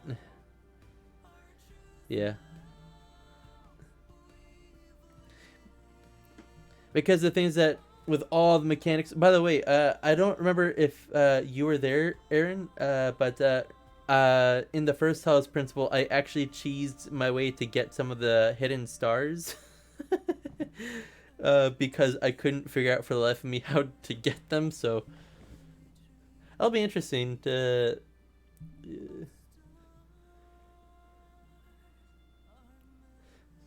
If there's a will, there's a way, and I will cheese.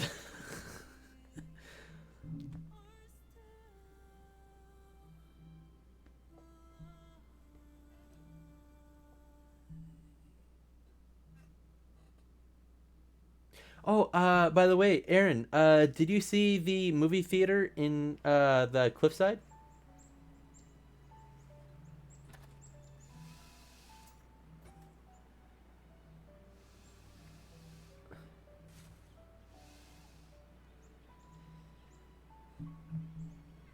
Oh, okay, so I'm gonna have to show you a little thing that I found. I bet there's a lot more that I just missed. Not in World War One. Oh, Trevor! Oh, yeah.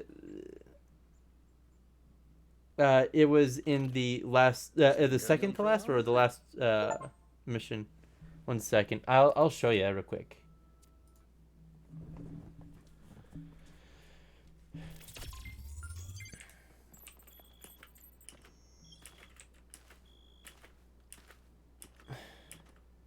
It was actually really fun, and the thing is that I'm pretty sure that I need to solve other Easter eggs or something in order to actually get it. Was it this one? Nope. No, it wasn't High Plane. It was this one.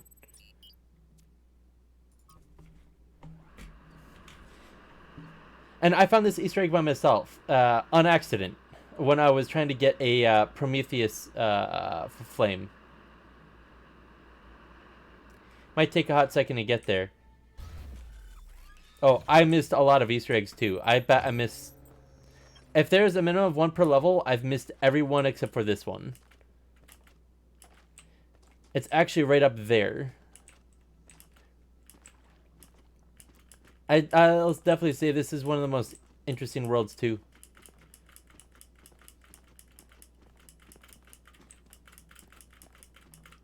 Did you gather all the Prometheus flames, by the way?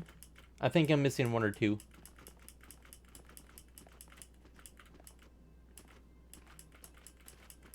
No, I'm missing like half the stars. Okay, so you got all the Prometheus flames. So this is literally next to one of the hated chasing sprites. I actually think, funnily enough, the sprites were the easiest one to do. It wasn't the easiest to finish, but it's definitely the easiest to do out of all of them. Nausea, I feel that.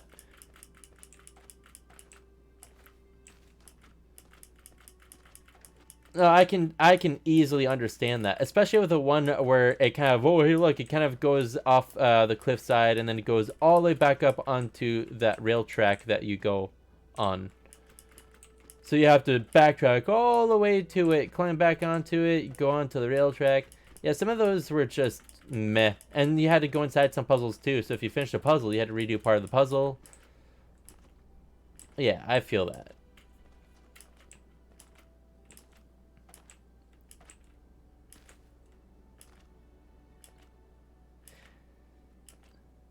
Yep, but to get this Prometheus flame, you actually pass by the Easter egg really, really close. So the thing is that this Easter to get that Prometheus flames, you actually jump down there to get up, right? On this side right here. Oh? Please be patient. The projection will start soon.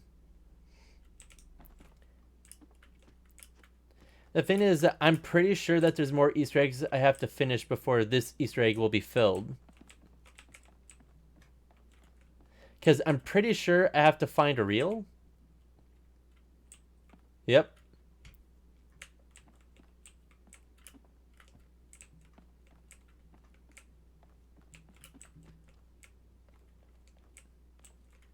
I'm really glad I found this one. But the thing is that I think this is a multiple part Easter egg. I feel it in my bones. Because why else would there be filled popcorn and multiple drinks at random seats? Which would mean that other Easter eggs have to be solved before this Easter egg is finished. Because I'm pretty sure the projection plays at like a mini movie. And I bet you, I bet $5 that at least a few of these seats will be taken by some of the makers of Crowd Team, or some of the Crowd Team members, developers and whatnot. But that would require me to figure out those other Easter eggs. Yee. But yeah, so I had accidentally found that when I was trying to find my way to the Prometheus flame here.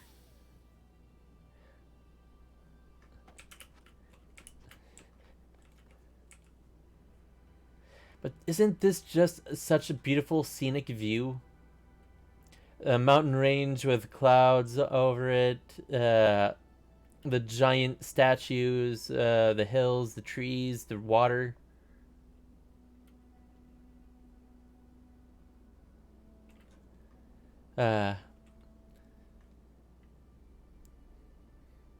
But yep, I'm going to... So I've missed how many puzzles? Okay, so I missed 1, 2, 3, 4. Okay, so I'm missing 4 puzzles in total. 1, 2, 3, 4. And then I'm going to be able to do all the gates. And then I'm going to get all the stars and anything else. Okay, I got the stars for East 2. All the stars for East 3, East 1. Okay, missing 1 star in North 3. 1 star in North 2. Okay, missing both of those stars. Got both of those. Okay, so 1, 2, 3, 4. 5.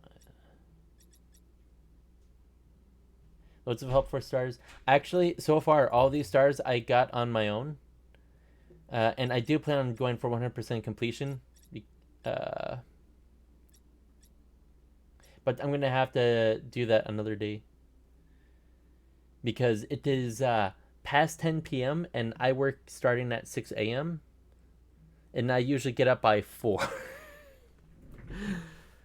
So I have...